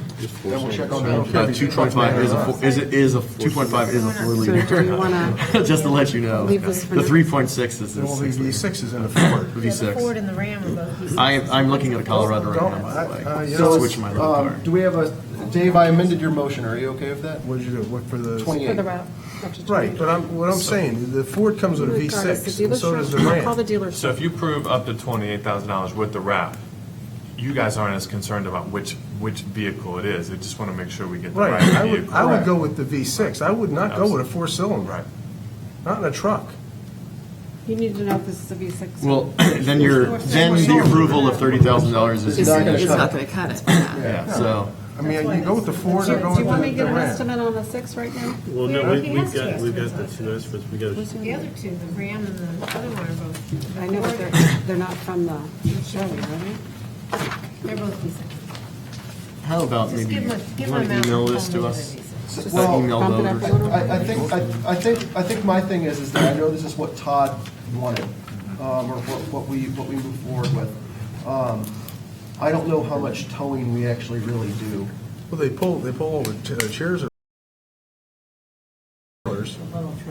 Yeah, but this is made for, even the 4-cylinder is made to pull us, I mean, Yeah. something like that. Believe me, Lee, it'll burn it out, I'm telling you. You had a four-cylinder in that Ranger, truck it was nothing but a headache.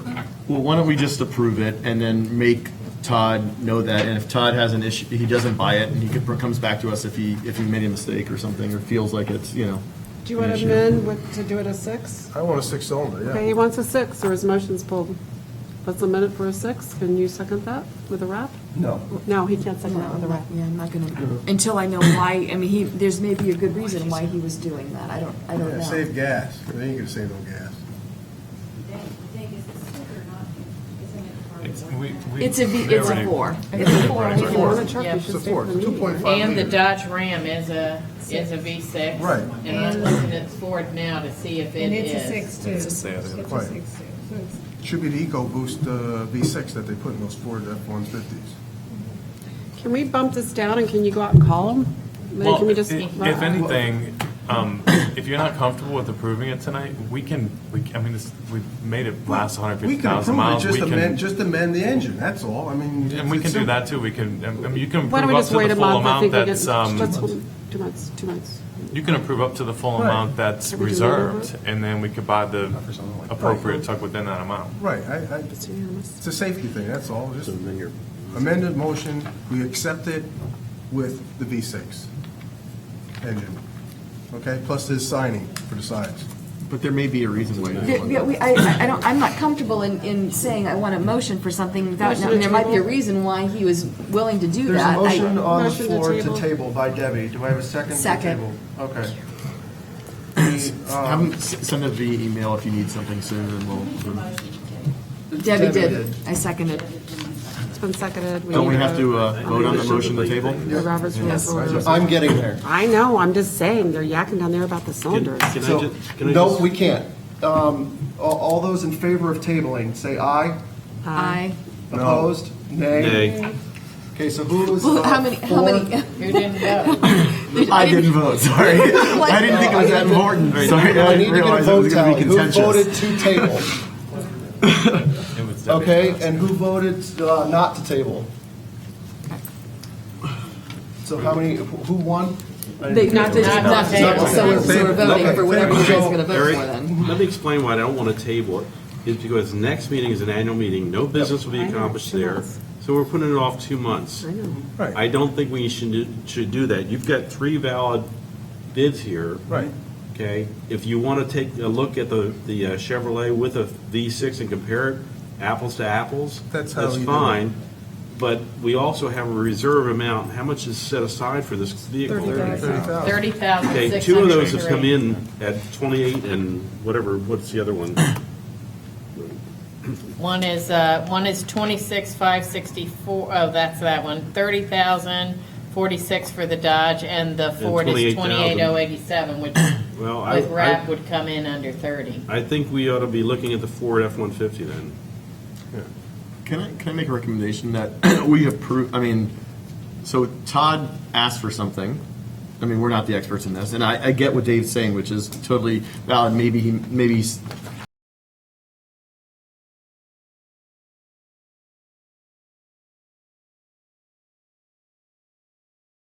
it's cost us less money, right?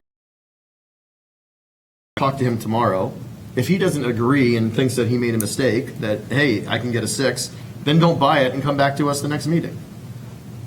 That's all. Let's do Or it. can we just approve up to $30,000? That's all. Should we have a motion for that? So moved. Can you amend your motion, Dave? Yeah, motion for that, spend up to 30,000. Okay, so we have a motion on the table to approve up to $30,000 reserve expenditure for a replacement maintenance park ranger vehicle. Do I have a second? Second. And any further discussion? All those in favor? Aye. Opposed? All right, motion carries.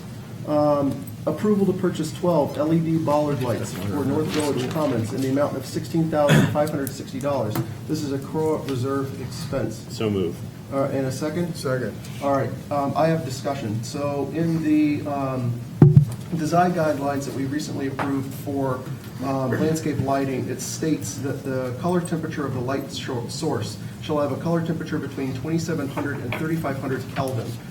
In the actual bid for this, the color temperature is between 4,000 and 5,000 Kelvin. Wow. So we're not in the same ballpark with our own design guidelines.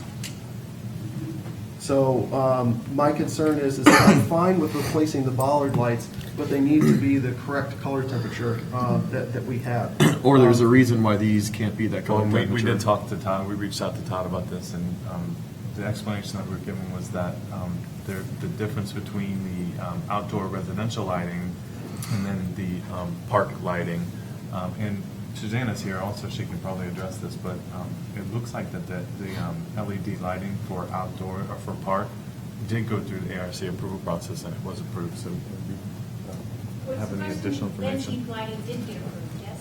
I'm saying the park, the lighting in the parks has a different color or a different temperature to it than what was approved for. Is it for safety? Well, I don't know much about park lighting, but I would say that I would think, looking at past specs when people submit for landscape lighting and reviewing it with the ARC, that you do have a different kind of light when it's an exposed light uplighting a plant in a yard versus in a bollard, because there's some screening already going on there, and it's commercial oriented instead of in a yard where there's less filter.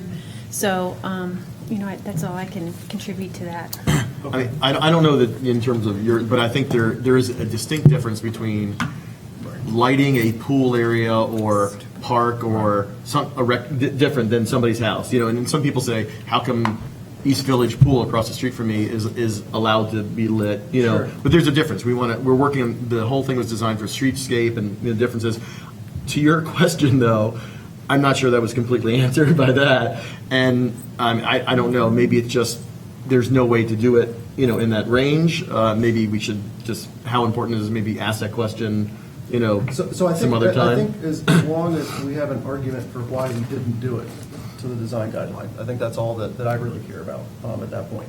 Because then it comes down to the same thing that I had with landscaping. We just need to be able to have when a resident comes and asks me the question, I need to be able to explain to them, this is why we did it this way.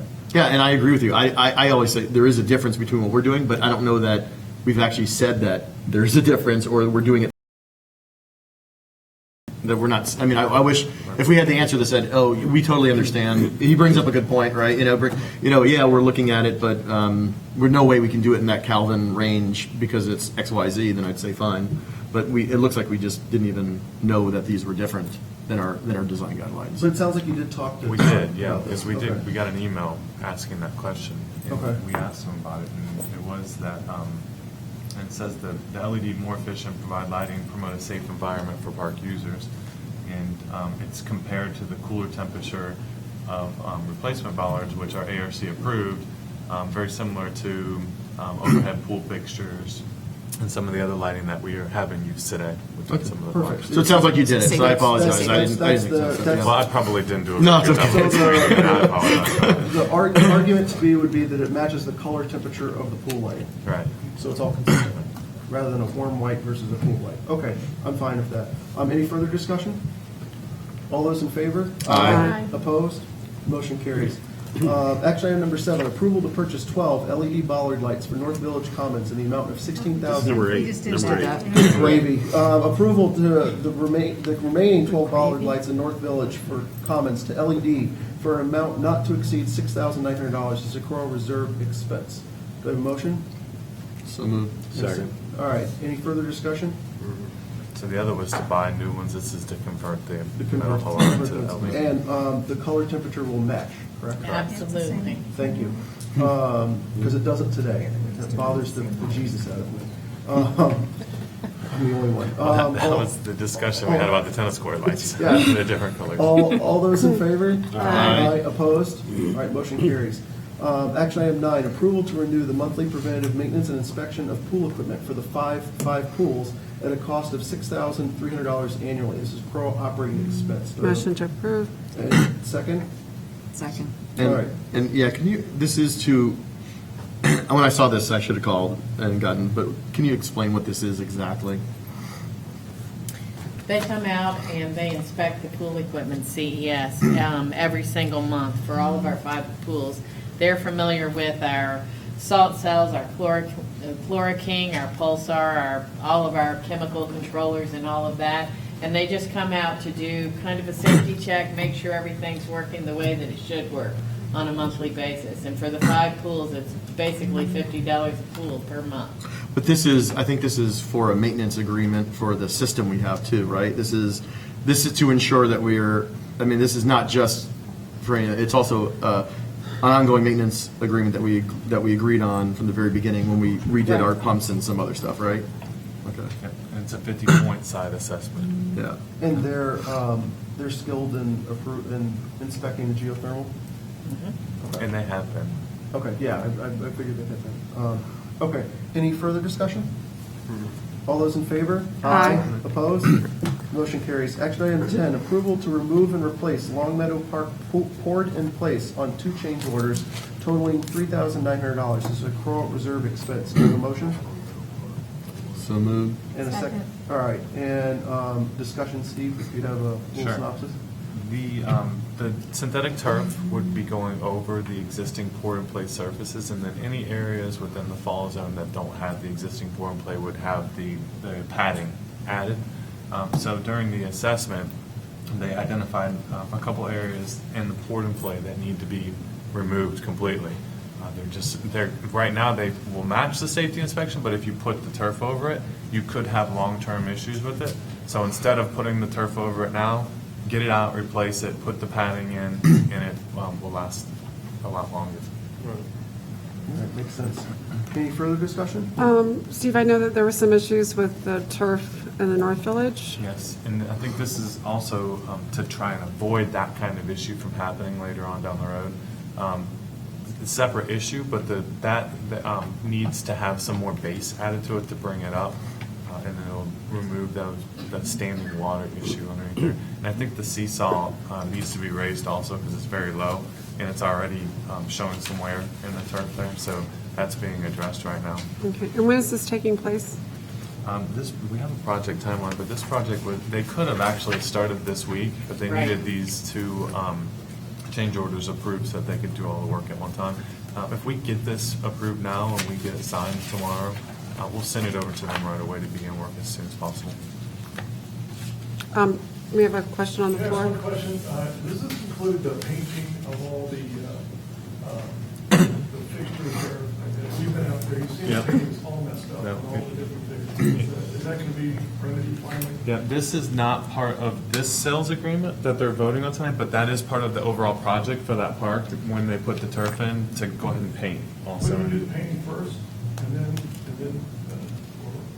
Yeah, That would make more sense so it doesn't scuff it up. Yeah, that would make sense. so that's going to be done within the next 3 months, or?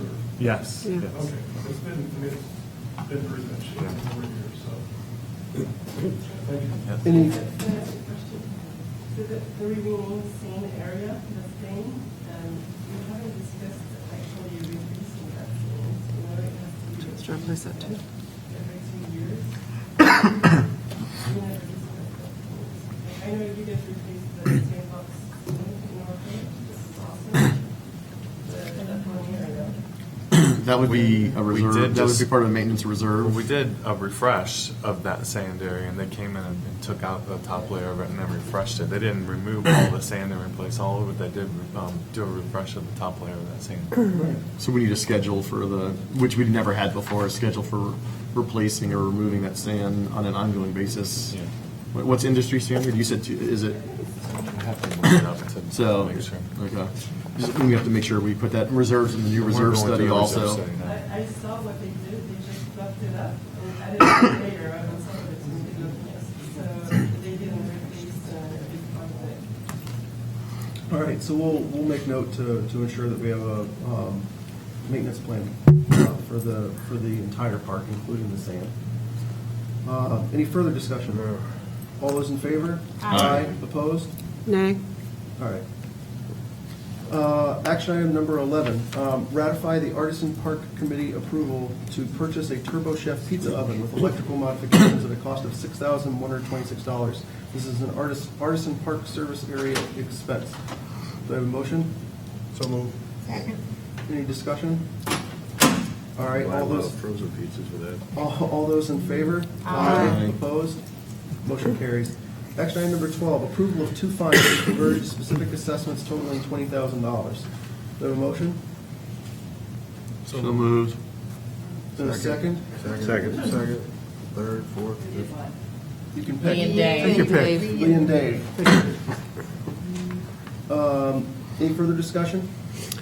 I have some. How long Suzanne, do you have some information on this? For the first address, the letter started in August of last year. It was August, September, October, then it was fined in November, and then the S9 was sent in February with an offer to an appeal. So there was lots of communication there.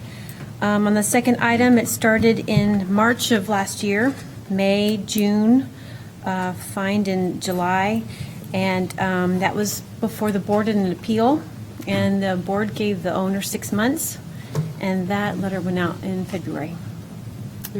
I just have a really hard time finding someone $10,000 about paint when we have our situation downtown. I'm sorry? It says painting and roof. Painting and roof, we have both of those downtown. We have roofs that haven't been, we have a building that hasn't been painted since the year 2000. And I know we had a meeting about this, and it was put on, that it was CROA, and then there was another supplemental thing that came through, and I didn't hear back from you, that evidently the supplemental said it was CROA. Whatever it is, CROA or CROA, we have buildings downtown that are part of this community that haven't been painted since the year 2000. And we're finding someone $10,000 about paint and roof that's been. Well, our job in community standards is to address the residents, and their properties, and there are, 4,000. At least, so, we start the communication. A lot of these started in the Green Up Cleanup in 2014, and, they've had a couple years, and we've reached out. We reach out via email now. We even call homeowners sometimes.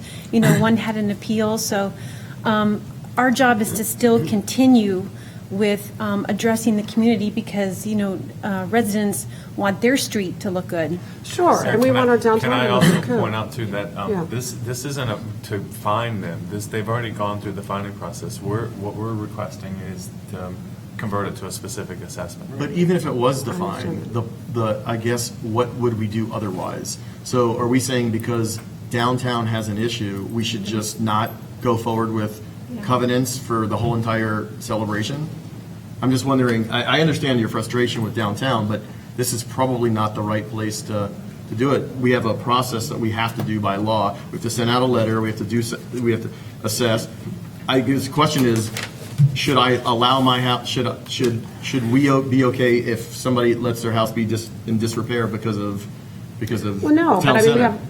I agree, Lee, but we have 105 homeowners down there. What are we doing for them? Well, that's a different story for sure. I agree. I mean, without a doubt, we agree that it's a bad situation, but this action has nothing to do with that action, unfortunately. Well, I guess I just don't see where we're drawing that line. Are they not homeowners? Do they not? The Yes, building they're association. That's Canoa, that's Canoa's responsibility. It's pretty clear. Our attorney made Actually, it very the clear. supplemental document said it was CROA. No, the supplemental document. Did you get a ruling on that? So, yes. You did? Okay, can you share that? Yes. Okay. So, as the document states, which is, we've been going back and forth with legal to make sure that everything's vetted, which it has not been as of yet, which is why it hasn't been distributed to the team. But what it is the conversion document is correct. It converts the condo itself, which is the inside area, the box within the building. Everything else, the outside of the building where the box fits in, sits under CROA, which was not transferred because that's part of a commercial building. So that's why we don't have any basis for enforcement of the exterior of the building. Does that make sense? No, but That's right. I'm sure you got it back to the lawyer. And basically, if you have anything, talk to the people in Canoa, because they've been aware of this since 2008, when we brought this to their attention, and they kept giving them time extensions because they didn't have the money to complete the stupid projects. And now we're at where we're at now because of that. Has nothing to do with us, has to do with the 3 Disney people that sit on that board. Well, and I They think should have that- jumped all over, what's her, not even Janice, but the other one, but that was before her, who he is, who she Jillian? was. Jillian, that started with her, and she never did a damn thing. And You know? another reason why the Canoa timeline has continued to be extended is because when threats of mediation or actual mediation started, downtown, they would start doing some work on those facilities. So it is very much like someone coming to appeal to the CROA board and having a timeline, and the CROA board working with them to try and work within that timeline. Because at the end of the day, what you're looking for is the results, to have the work completed. And it's a very unfortunate situation that we've talked about and we see going on right now with the construction, but work is being done. Work is progressing. So even if we were to go to mediation right now, the question is going to be, is work being done? Yes, it is. As long as it's getting done and they're starting to do it. But we wouldn't be going to mediation. No, Canoa. It would be Canoa Right. anyway. But it is, it is a crappy position that the residents are in, without a doubt. Without, I mean, it just. Our whole community. Yes. It does, I mean, it affects our. Of course, yeah. I mean, for us, it's anecdotally, we kind of see it, unfortunately, and we see it, but eventually it will get fixed on the outside, but those residents are going to have to pay for it. You know what I mean? They're really The getting, residents are yeah. you know, it's a lot of money. So, but it's, Yeah. And again, this is a conversion to a specific assessment. It's pretty standard when you have fines that reach a certain amount, that's your next step in the due process of what you can do. sure. Okay. Again, I just can't support it. so. Okay. Any further discussion? No. All those in favor? Aye. Opposed? Nay. All right, the motion carries. Action item 13, approval to initiate the finding process for 8 non-compliance items through notification of the Covenants Committee meeting to confirm or reject the fine. This is tab 13. Do I have a motion? So moved. Second. All right, any discussion? I think it was, no, this wasn't the list out of question, sorry. This is fine. Yeah, this is one right here. It is. The additional page. And it's in the new drop.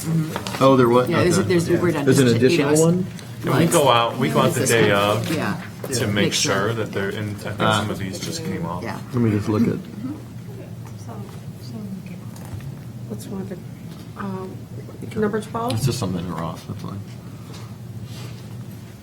Do you have a specific question, or do you Just just need the some garage overview? door, like what's wrong with garage door? The garage door is dented in.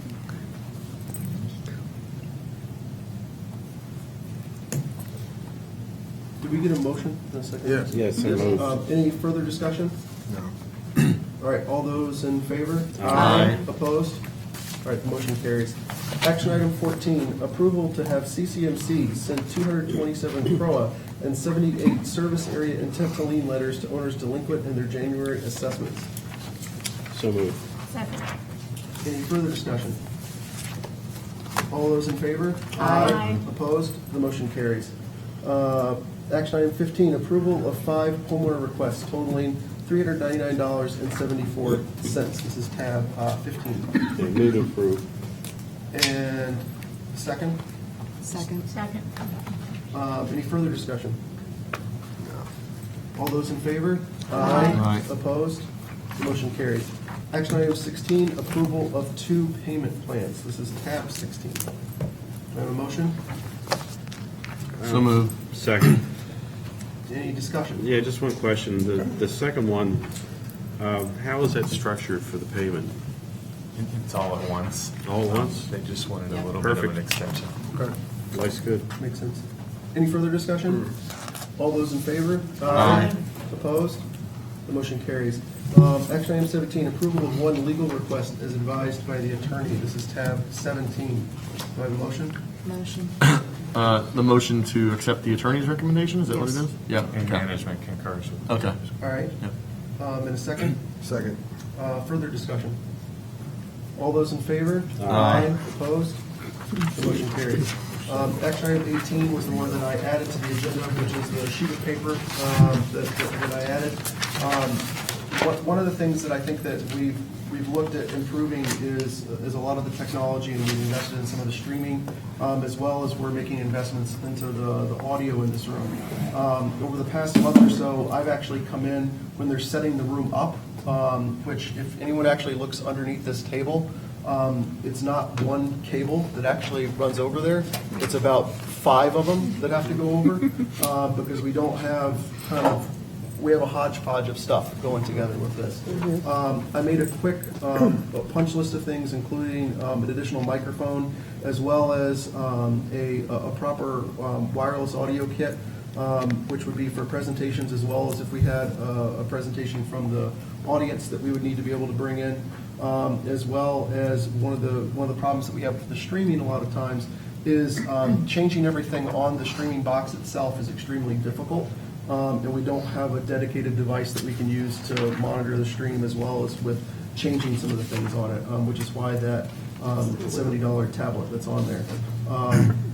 So what I'm asking the board is to not necessarily approve each individual item, but I would like, even though I know it's a small amount, to approve up to $700 for the purchase of these items in order to improve the quality of audio and with the technology that we have here.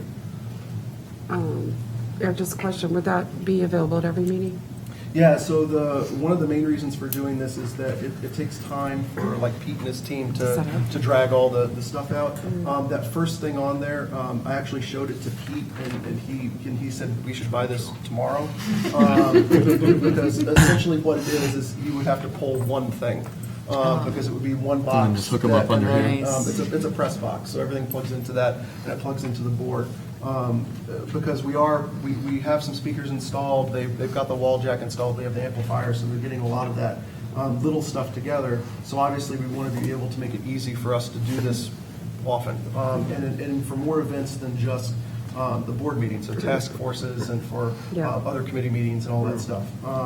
So we already have all the rooms kind of approved and moving forward with that, but this would just kind of enhance the equipment that we have. What are we using now for wireless mics? I know we have wireless mics, don't we? We do. We have some portable wireless mics. But they don't go I to don't a- know what the brand is. Eric, a question for you. Why do we need a lavalier mic? So if you have someone presenting like we do, like when the foundation came up and presented with the PowerPoint presentation, and they're standing not in front of something, they can take that and use it as a feed so that everyone at home and amplification of it. Wouldn't you rather have two wireless mics instead of one wireless and one lavalier? So you I would like to have two wireless mics, that'd be great. You can use the stick mic or the lavalier. Either one is a two-channel system, so you can use both simultaneously. Or you can also, we can get one that just has two handheld mics. I just know that sometimes people aren't as comfortable with those. I think I'd rather go with two handheld. Sure, so, we can make. That under the $700. Yeah. Yeah, so, All right, yeah, so. I move to approve the $700 limit. I'll second that. Okay, any further discussion? No. All right, all those in favor? Aye. Opposed? Motion carries. Can I ask a question, though? We talked about, a couple weeks ago, we were talking about monitors around in this. Have we thought about placement and types and that kind of stuff? I've worked on a project on a ship, tons of monitors, and it just got me thinking today, how we can probably enhance some things that we're doing with not, again, taping pictures, taping pieces of paper up on certain things and stuff like that. And we have some reader boards that Yeah. have been ordered already, and they fell within my spending threshold, and we actually have monitors that have been purchased. We just got to do the wiring. And if you look up, you have some speakers in the ceiling already. Yeah. They were playing some good Frank Sinatra music before Nice. the meeting started today. We just are working on getting the mics, and there's just one cable that we need to get that hooked up, and then this room will be ready to go. It's gonna be separate zones for the. It will, but we'll have all three of them that can work together also. And I've seen the reader board equipment that they wanted as well. They didn't go with regular monitors, it with proper digital signage, so I think we're okay. And how are you going to drive that? So that even you have digital monitors, and what's driving the content? There's a signage software that comes with the monitor system. Okay. Are there any strategic planning goals that folks have an update on? All right. For board comments, I know that Debbie brought up, we didn't officially figure out who was talking to the celebration company. So if we want to have a quick discussion on that, I know that I'll bring it up tomorrow during my meeting, Steve, with you.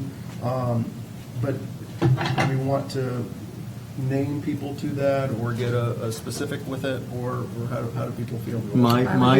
My suggestion, which is self-serving in some ways, I'm on it, would be to keep the ones that have been dealing with Osceola County already, Vanessa, Jack, and myself, with